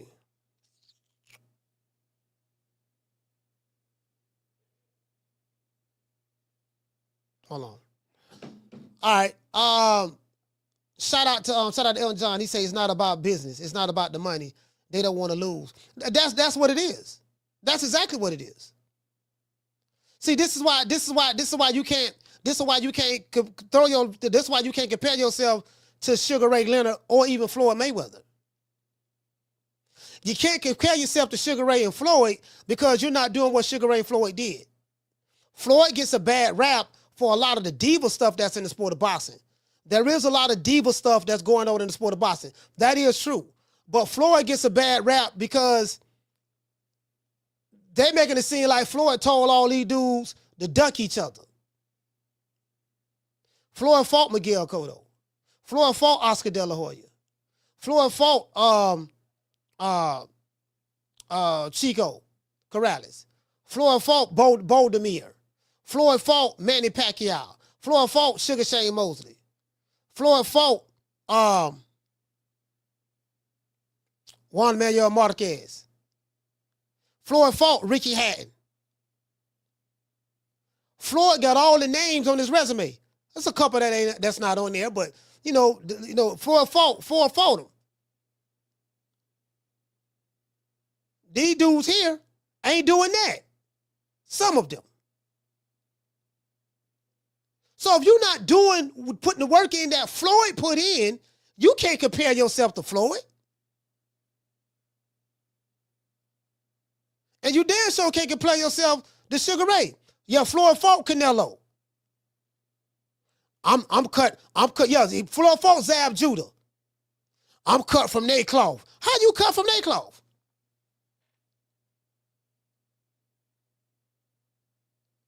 How are you cut from their cloth? Dude, you're not even in the same building as those guys. Yeah, you making a little money. That's cool. But you ain't in the same building as those guys. I'm cut from their cloth. How? Yeah, I don't get it. Lex say, Coach, it sounds like you being closed-minded.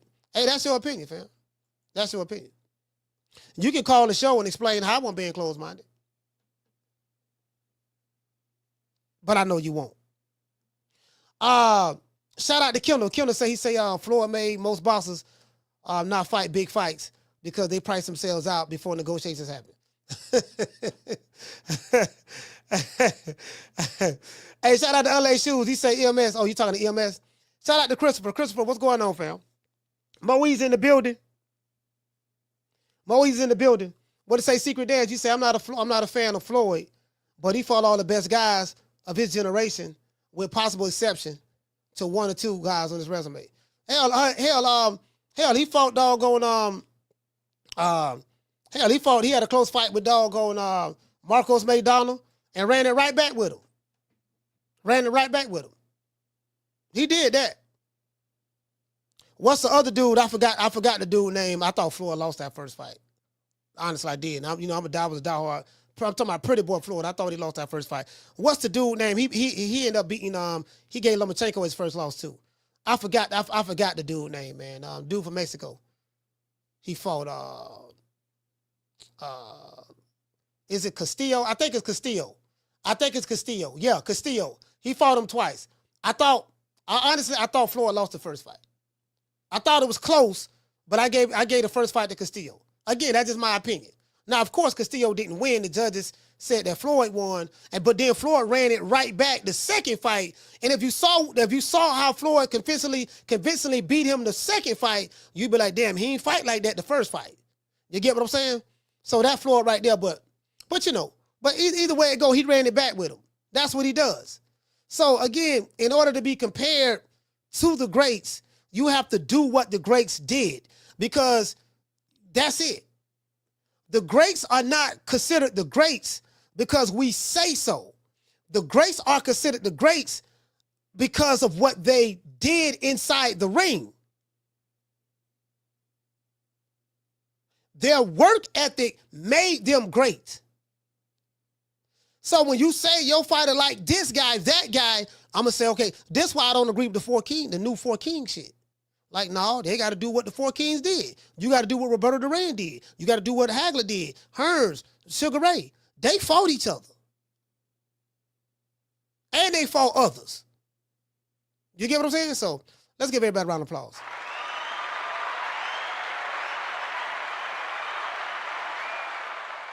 That's just where I'm at with it. That's just where I'm at with it. You get what I'm saying?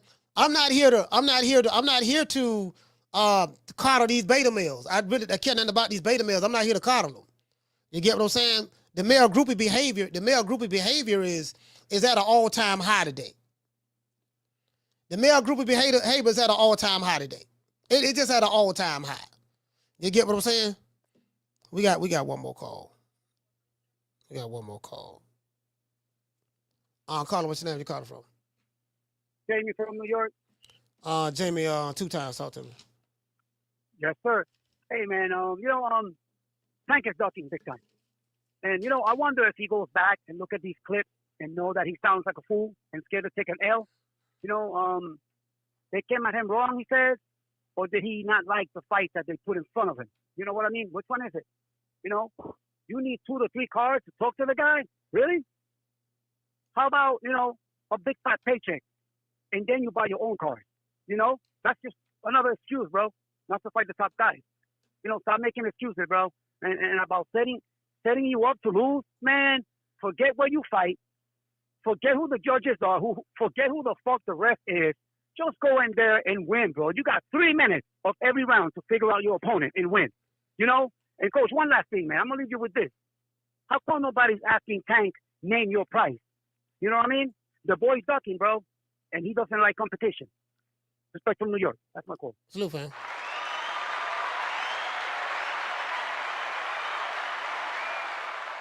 Yeah, man. I mean, that just reality to the situation. I get it. I mean, I do get it. You know what I mean? But yeah, man. I'm just not the guy that's going to, I'm not the guy that's gonna go along and get along. Just say, I ain't, you get what I'm saying?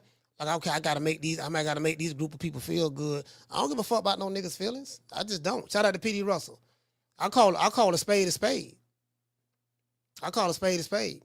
NPR say nobody got robbed on Turkey card. No, I mean, it is what it is, man. If you good enough, I mean, if you are what they say you are, that's just any fighter.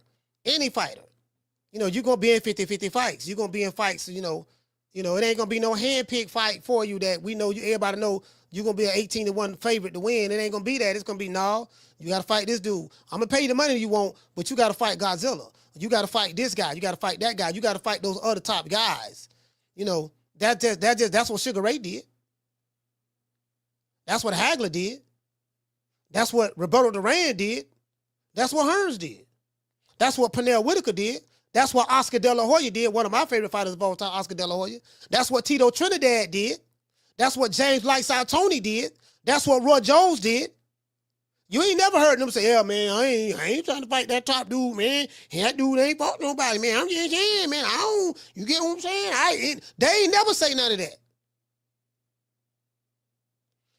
That's the era of boxing I grew up watching. So, it is what it is. It is what it is. But I do respect a fighter's honesty. I respect that. Shout out to Sleepy. If a fighter's being honest, hold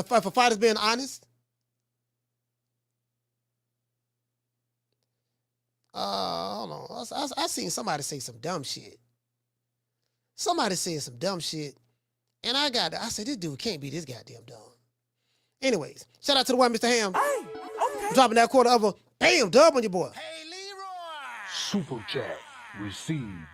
Playtime's over, boy. He said, great show, coach. Tank is beyond talented, but wants to stay on the easy street while remaining hood rich. Scared to take risk and possibly be humiliated. Yeah, I mean, I think that pretty much self-explanatory, to be honest with you. Down from the bar, there's a platform stage. People pimping, sharp as razor blades. Somebody in the chat said some of the dumbest shit I heard, but I'm going to address it. He said, why Floyd Mayweather never fought Terrence Crawford? I would have to address that question with another question. How long have you been watching the sport of boxing?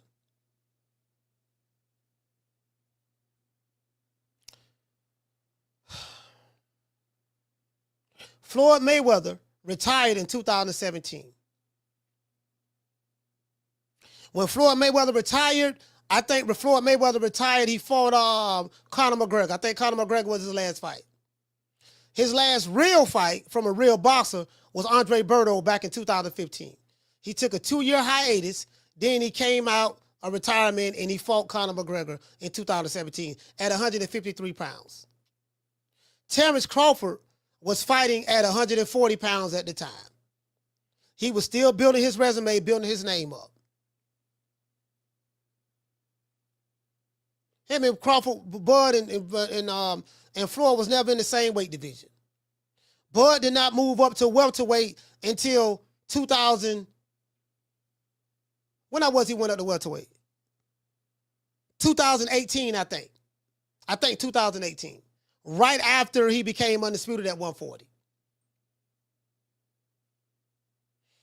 Whew, Lord have mercy. Anyways. Yeah, man, I'm sorry about that. I really didn't mean to. Yeah, Lord have mercy. God damn, but I don't know, about 5 IQ points on that one. Let's see. Let's get to the super chats. Shout out to the super chatters. Shout out to the one, Mr. Ham. Hey, okay. Shout out to Rod. Hey, okay. Shout out to Attorney Bailey. Hey, okay. Shout out to Doman. Salute. Hey, okay. Mr. Curtis Robinson. Hey, okay. G5 from the Bronx. Hey, okay. Shout out to Mr. T. Hey, okay. Green Eyes P. Hey, okay. Shout out to the Natural. Hey, okay. Let's get a super chatters a round of applause.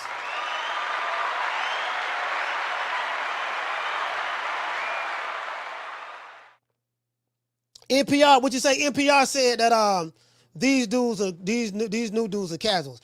Man, I'm just saying, bro. Like some stuff just not even worth addressing. Like if you talk, at least know what you're talking about. Have some type of foundation of what you're talking about. You get what I'm saying? So I mean, that's all I'm saying, fam. It was really a dumb question, and this is no shade. Like you could have just did a quick Google search on that, but that was a dumb question, literally. As they say, you saying all that to say what? We got to say all praise is due to the Most High, the Most Exalted, the greatest human being on the planet Earth, our Haman. But before we do that, we got to send a shout out to the hood. I want to thank the whole hood who came out here. I love y'all. I did this for the hood. Y'all know I beat that boy. We did this for the hood. You get what I'm saying? Shut that soft ass shit up. And the best man Shut that that's some soft ass shit. Shut that soft ass shit up. All that soft talking. I know you can do it, man. You got the. Man, shut that soft ass shit up. Yes, sir, man. And we are sick of hearing these bullshit Superman stories about the legendary Wassa Bruce Leroy catching bullets with his teeth. I am sick of hearing these bullshit Superman stories about the Wassa legendary Bruce Leroy catching bullets with his teeth. Catches bullets with his teeth? Nigga, please. Nigga, please. Make it last. Make it last forever. Don't let I love me.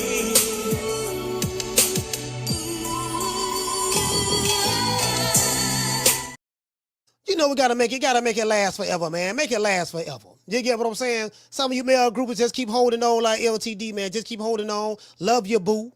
Love your boo. You get what I'm saying? Some of y'all want to be booed up. Now, let me tell y'all something. If you really love your favorite fighter that much, and you willing to get on online and lie and say he making money, he ain't making it, doing this and doing that, I tell you what, you can do like this guy. We got a hog mauled hen right here, pig foot. This is a pig foot. This guy right here is such a male groupie that he wears Canelo glow-in-the-dark boxer shorts with his face on it. And right here, guess what you have right here? You have a tattoo in cursive of Javante Tank Davis. It says Tank Davis 135 King tattooed on his hand, and he took a picture of it so the whole world can see. True, true, true. Now that's love. That tells me that this boy right here is giving up the bussy. He's popping bussy. You get that? What that tells me? This boy right here popping bussy. This a bussy popper right here. When you wearing another fighter glow in the dark drawers on with his face on it, and you got another fighter name tattooed on your hand, that tells you everything you need to know right there. Lord have mercy, boy. Bussy popping. We talking about cocoa butter, KY jelly, knee pads, and baby oil. True, true, true. Facts. That's this nigga she-block. You get what I'm saying? Take that shit over there, boy. Call the nigga 135. Go send a nigga text DMs 135 in the morning, boy. Don't nobody get down like that, boy. Not over here. You get what I'm saying? If you want to wear another nigga draws with his face on it, you can do that, boy. If you want to go to the tattoo parlor and get another nigga name on your hand, because you love him, you can do that, boy. I got the receipts, boy. I got the receipts. You get what I'm saying? I come with receipts. That's what I come with. You get what I'm saying? It is what it is. Hurting the group? I'm the best thing ever happened to this damn group. Nobody's bigger than the group. Y'all ain't stupid. I'm the one selling the records. They coming to see me. They coming to see the Temptations. Ain't nobody coming to see you, Otis. I ain't the one. I'm not the one. As you can see right here, y'all see what I got right there? That was a year ago. I say D-Block gets Tank Davis is the king tattooed on the side of his hand. And I got a laughing emoji right here. I couldn't believe the nigga did it. Literally. That was when Tank fought Ryan Garcia. That was 2023. When he fought Ryan Garcia. This fool lost the bet. and he actually went and got Tank name tattooed on his hand.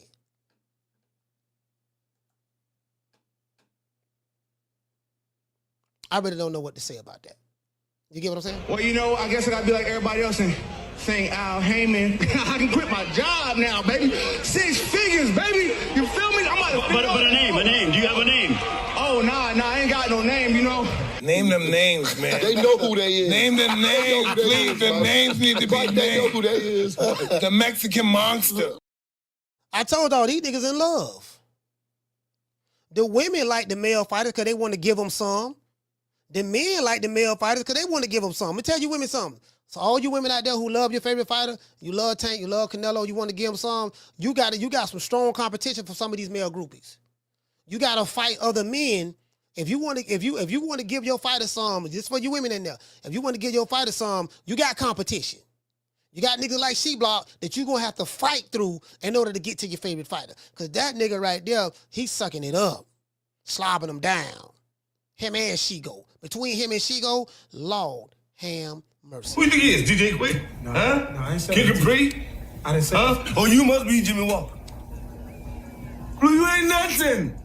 You don't deserve nothing. You don't get nothing. You get what I give you. I got a contract between me and you that say you do what I tell you to do. Therefore, shut the fuck. Don't say nothing. Don't speak to me. Don't look at me. I just want money. You know, I just said. Blue, if I raise up, gonna be trouble. Trouble. I'm walking off. If I raise up, it gonna be trouble. Trouble. I'm walking off. Lord have mercy. Come fucking with me, you gonna get knocked the fuck out. I'm a knockout artist, baby. Yes, sir. Yes, sir. It is what it is, man. Shout out to the face of us. Hey. Yeah. Oh, that look good.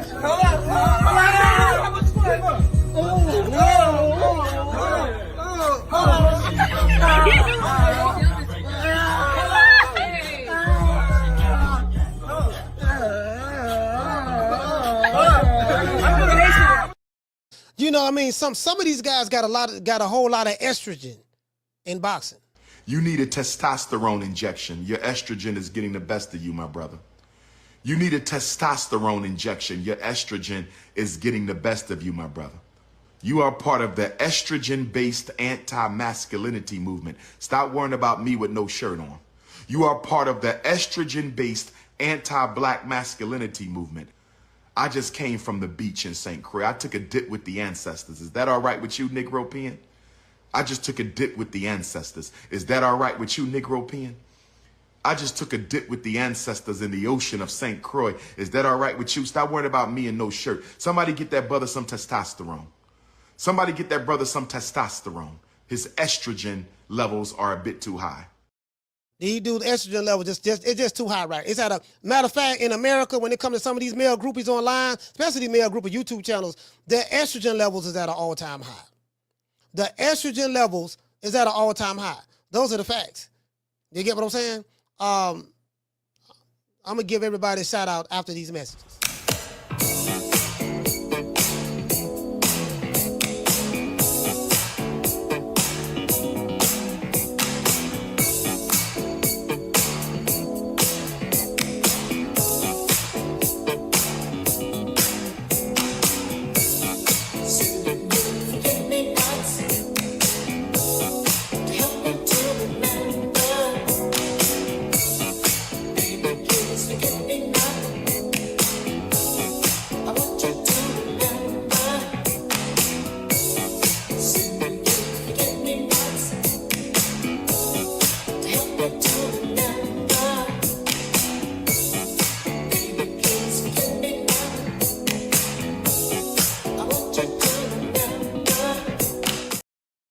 Shout out to everybody who called the show, man. Shout out to everybody who called the show. We got a lot of callers today, man, but it's too many to name. Shout out to all of the members, everybody who signed up for membership. I got another video dropping. I just received an email, a text. I don't know. We'll see. We'll see how this works out. I just received a text about going to. We'll see how this works out. I keep y'all updated on what's going on. We'll see how this works out. Yeah, I don't know now. Shout out to MAW. MAW, salute. Shout out to Jamal. Shout out to Jamie. Shout out to Summer in November, the lovely Summer in November. Shout out to Moeezy, Flex, Brandy, Corey Bradley, Doctor. Shout out to Dr. Paul. Shout out to Superman. Shout out to New Country, Kendall Price. Shout out to Jamie from New York, Legacy Defined, The Martin, Unlaced Shoes, Christopher, Kermit Williams, MAW, JC in the building, my sister, the lovely Lisa Bells. Shout out to Flex BK, G5 from the Bronx, Falcon 784. Shout out to EMS, Deal 87, the lovely La Jessica. Shout out to your boy Mambo, Cooking with Sir Senior. Shout out to Flex BK, Preacher Joe, G5 from the Bronx. Who else we have in the building? Shout out to the lovely Miss Connie. Shout out to John, what's going on, fam? Shout out to John Martinez as well. Bishop Bullwinkle. Shout out to Deacon Weezo was in the chat. Mr. T was here. Schoolo X-Man. Elton Jackson. Round One. Daniel Agnew. Shout out to Teach. Teach is in the building. Shout out to Jesse Adegalar. Shout out to starting to see some of the same names. Guillermo, what's going on, fam? Mr. Corey Bradley's in the building as well. PD Russell is here. Shout out to Anthony, what's going on, fam? South Central, stand up. Yay, West Coast. Hey, okay. Shout out to the West Coast. It is what it is. You guys be on the, matter of fact, you guys be on the lookout. You know, we're going to do 2 shows tomorrow. At least that's the plan anyways. If anything changes, I will let you know. Shout out to Justino, salute. Hey, okay. It is what it is, man. Shout out to everybody, man. Much love to the chat. I'll catch you guys on the next one. You know my motto. Don't meet me there, beat me there. Peace. We gonna do this tank interview, this tank video. If I don't do it this week, we're gonna do it Monday. I can damn near guarantee you that. I'll holler at y'all. Man, I'm out of here, bro. Let's go.